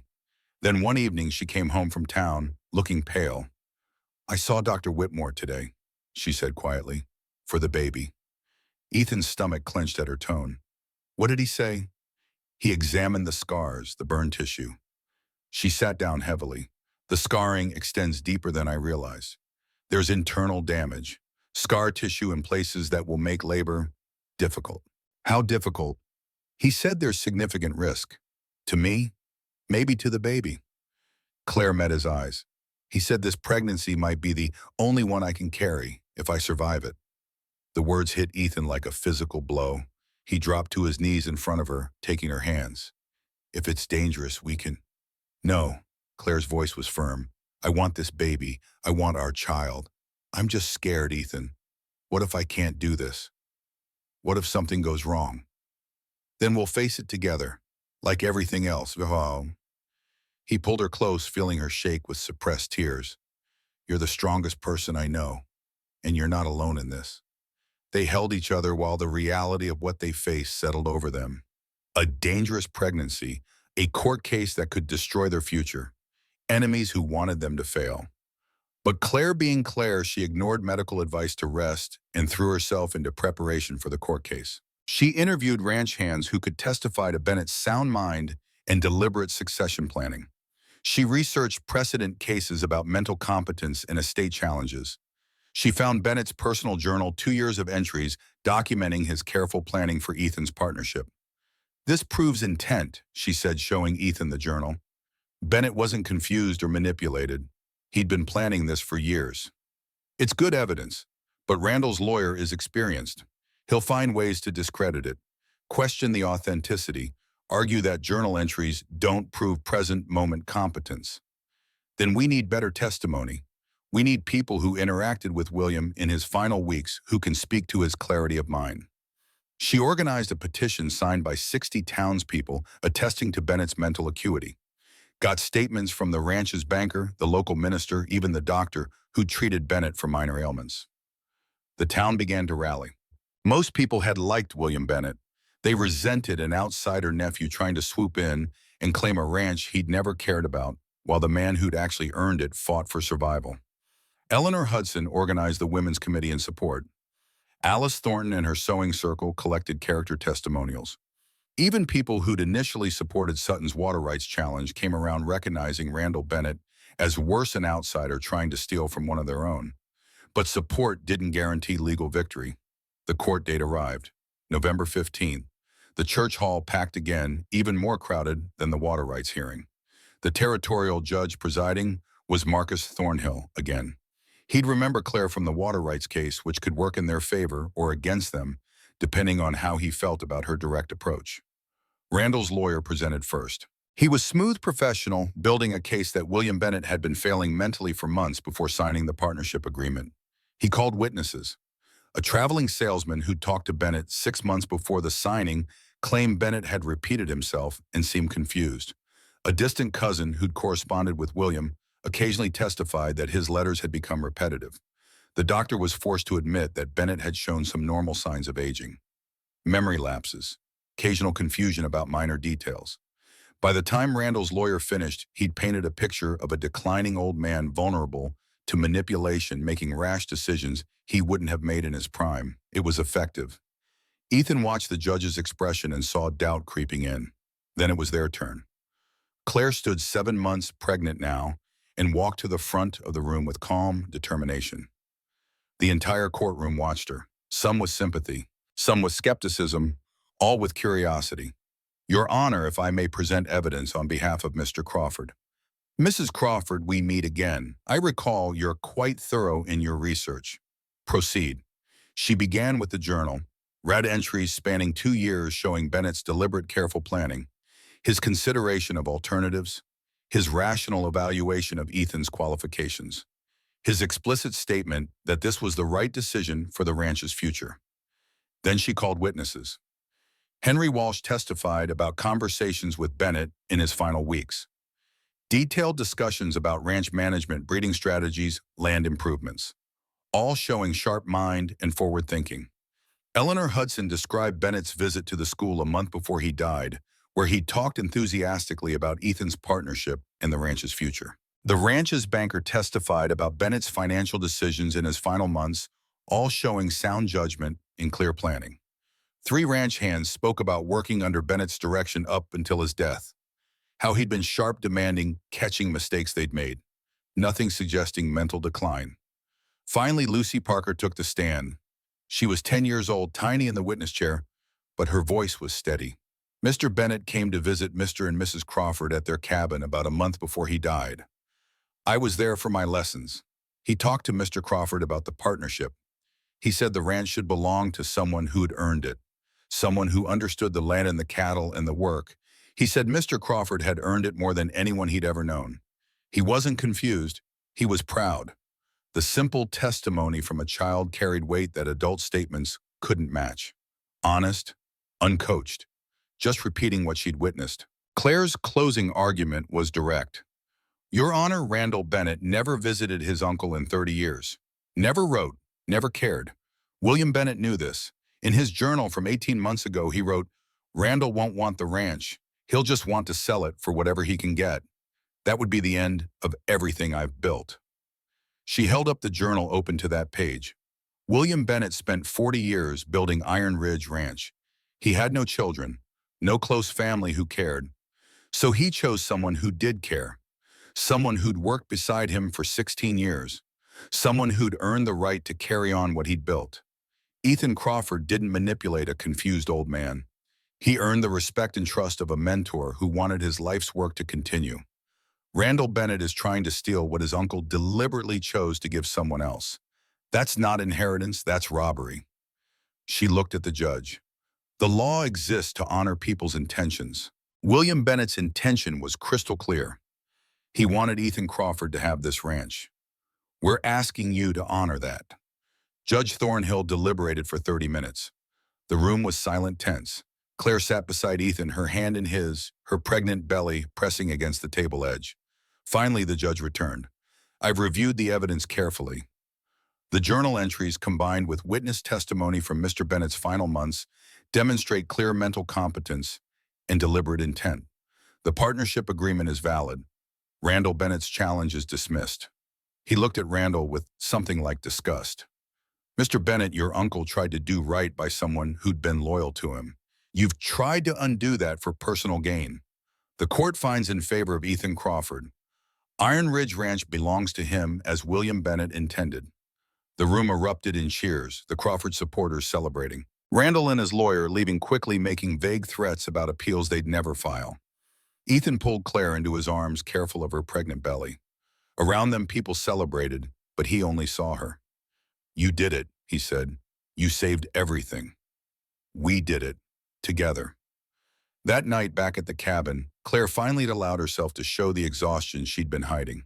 She sat heavily, hands on her belly, and for the first time since the challenge began, she cried. Not from sadness, from relief, from the release of months of pressure. Ethan held her while she shook with it. It's over, he said. We won. The ranch is ours. We're safe. I know, I was so scared we'd lose everything. That the baby would be born into uncertainty, that I'd failed you. Failed me, you saved us. You fought for us when I didn't know how to fight. He helped her to bed, tucked blankets around her swollen form. Rest now, it's done. But there was one more thing to come. One more piece of the story that needed telling. In December, with Claire 8 months pregnant, Ethan was going through Rob's old trunk. He'd kept it stored in the shed unopened since bringing it back from Rob's funeral nearly 2 years ago. He was looking for the pocket watch, the one Rob's father had given him. Ethan wanted to give it to Lucy when she graduated, a symbol of how education could change lives, how promises kept could ripple outward. He found the watch, and underneath it, a sealed envelope. His name was on the front, in Rob's handwriting, to be opened after my death. Ethan's hands shook as he broke the seal. The letter inside was dated 3 months before Rob died. Ethan, if you're reading this, I'm gone and you've kept your promise to marry Claire. I knew you would. You've never broken your word in the 15 years I've known you. I need you to know something. Asking you to marry her wasn't just about giving her security. It was about giving you both something I saw you needed but couldn't ask for directly. You've spent 15 years alone, Ethan, protecting yourself from the kind of pain your parents' marriage caused, building walls so high nothing could hurt you. You've been surviving, not living. And Claire, from her letters, I knew she was doing the same. Surviving the mills, protecting herself from dependence and vulnerability, working herself to death because it was safer than hoping for better.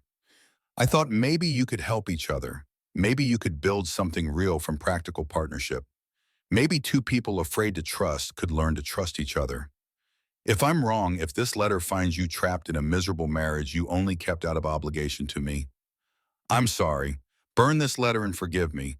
But I don't think I'm wrong. I think you'll be good for each other. I think you'll build something worth having. Something I'd have liked to build with her myself if fate had been kinder. Take care of her, Ethan. Take care of yourself. And don't waste time on guilt or regret. I lived my life the way I chose to live it. If it ended sooner than expected, that's not your fault or anyone's. That's just life on the frontier. You're the best friend I ever had. I'm trusting you with the most important promise I could ask. I know you won't let me down. Your friend always, Robert Hayes, P.S. There's a pocket watch in this box.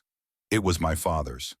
When the time is right, give it to someone whose life you've changed for the better. Pass on what we built together. Ethan read the letter 3 times, tears blurring his vision. Rob had known.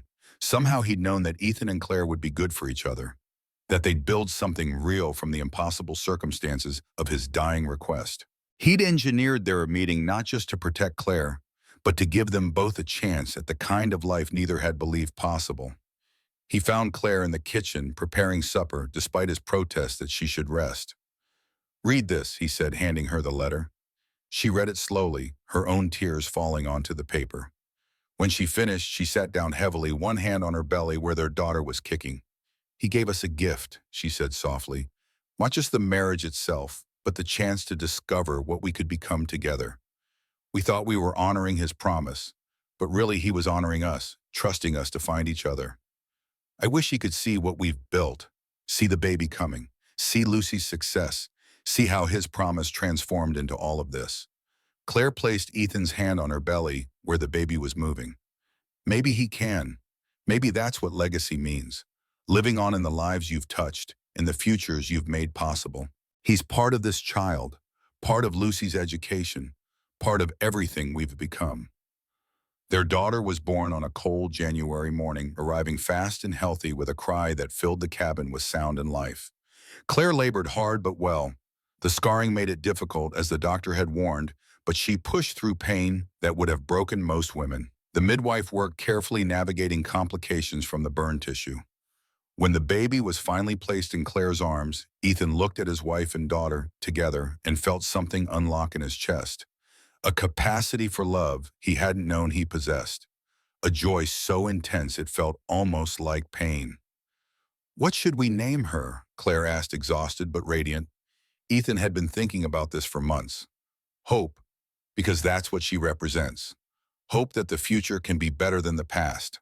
Hope that promises kept can transform into joy. Hope that 2 broken people can build something whole together." Claire smiled through her tears. "Hope Margaret Crawford. I like that." The doctor pulled Ethan aside as he was leaving. "Your wife is strong, stronger than most, but the scarring caused significant complications. Another pregnancy would almost certainly kill her."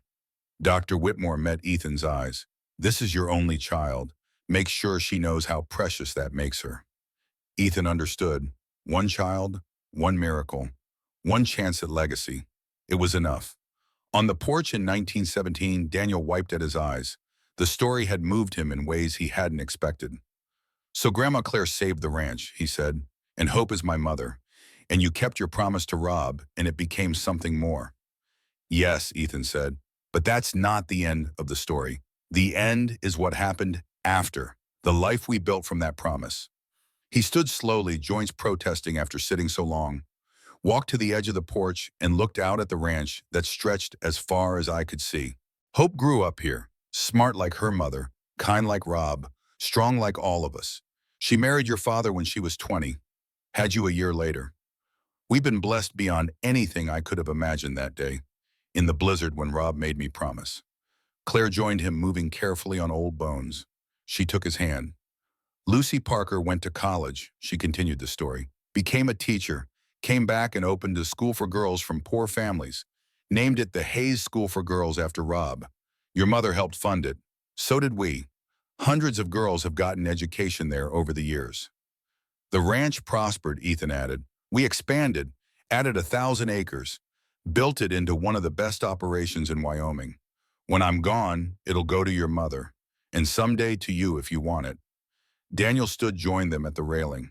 His uniform looked different now, less like a costume and more like a calling. I understand now, he said quietly. What you were trying to tell me about duty and fear and keeping promises even when you are scared. Fear doesn't make you weak, Ethan said. Running from duty makes you weak. I was terrified when I promised Rob I'd marry Claire. Terrified when we fought for the ranch. Terrified when hope was born. But I kept my promises anyway. And every time fear turned into something worth having. You'll be scared in France, Claire added gently. Anyone with sense would be. But you're a Crawford. You'll keep your promises. You'll do what needs doing. And you'll come home to us. She reached up and straightened his uniform collar. And when you do come home, you'll have your own stories to tell. Your own promises kept. Your own proof that duty doesn't diminish a man. It builds him. The next morning they stood on the platform as Daniel's train prepared to depart. The entire town had turned out. Lucy Parker, now 42 and running her school, embraced him and gave him a small leather journal. Write in this, she said, when you're scared or lonely, when you need to remember who you are and where you came from. Then bring it home and show us what you learned. Hope, Daniel's mother, held him last, tears streaming down her face but her voice steady. Your grandfather kept a promise in a blizzard. Your grandmother traveled 3,000 miles on faith. You can do this. We'll be here when you come back. The train whistle blew. Daniel climbed aboard. As the train pulled away, he leaned out the window, watching his family grow smaller. Ethan and Claire stood together, her hand in his, watching until the train disappeared. Will he be all right? Claire asked. He's got Crawford's steel in him, and your wisdom, and Rob's heart. Ethan squeezed her hand. He'll be fine, and he'll come home, because Crawfords keep their promises. They walked back through town together, past the school where Claire had taught for 30 years, past the church where they'd married, past the general store, where Mrs. Davis, now elderly, herself waved from the window. Back to the ranch that had started as William Bennett's dream, become Ethan's responsibility, and would someday be Hope's legacy to pass to her children. They stood in the spot where the old cabin had been before they had expanded it into a proper house, with rooms for their family and space for the life they'd built together. 32 years, Claire said, since I stepped off that stage, terrified and scarred and trusting the word of a stranger. Best decision I ever made, Ethan said. Marrying you, keeping that promise. Best decision I ever made was getting on that train, trusting that a man who'd keep a promise to a dying friend would keep his promises to me. She leaned against him, comfortable after 3 decades of partnership. Do you think Rob really knew what he was doing when he asked you to marry me? Ethan thought about the letter, about Rob's orchestration, about how everything had unfolded exactly as his friend had hoped. Yeah, I think he knew. I think he saw what we couldn't see in ourselves, that we needed each other, that we could build something real if someone just gave us the chance. Then we owe him everything. No, Ethan said softly, we owe him gratitude. But what we built ourselves. He gave us the opportunity. We did the work. They stood together as the sun set over Wyoming, painting the sky in shades of gold and crimson. Inside their house, lamps waited to be lit and supper waited to be made. But for now, they stayed where they were. 2 people who'd started as strangers, bound by a promise made in a storm, and discovered that sometimes the best things in life come from the hardest duties. That obligation can transform into devotion. That partnership can grow into love. That a promise kept in death can create life worth celebrating. The wind picked up, carrying the scent of sage and distant snow. Winter was coming again, as it always did. But they'd face 32 winters together, and they'd face however many more came, because they were Crawfords. And Crawfords kept their promises. Rob's promise made in that long-ago blizzard had been fulfilled, not just in letter but in spirit, not just in obligation, but in joy. Ethan Crawford had married the woman his dying friend had asked him to marry. But more than that, he'd built a life with her, a partnership, a love, a family, a legacy that would ripple outward through generations. Lucy Parker's school would educate hundreds more girls. Hope Crawford would run the ranch with the same integrity her parents had shown. Daniel would come home from war and carry forward the values of duty and honor and kept promises. And somewhere Ethan liked to think Rob Hayes was watching, knowing that his last request hadn't just been kept, It had been exceeded, multiplied, woven into something that would outlast them all, a legacy of courage, of kept promises, and of love grown from the least likely soil. The stars emerged one by one in the vast Wyoming sky. Inside, Claire lit the lamps. Outside, Ethan stood for one more moment looking at the land he'd fought for, the life he'd built, the promise he'd kept.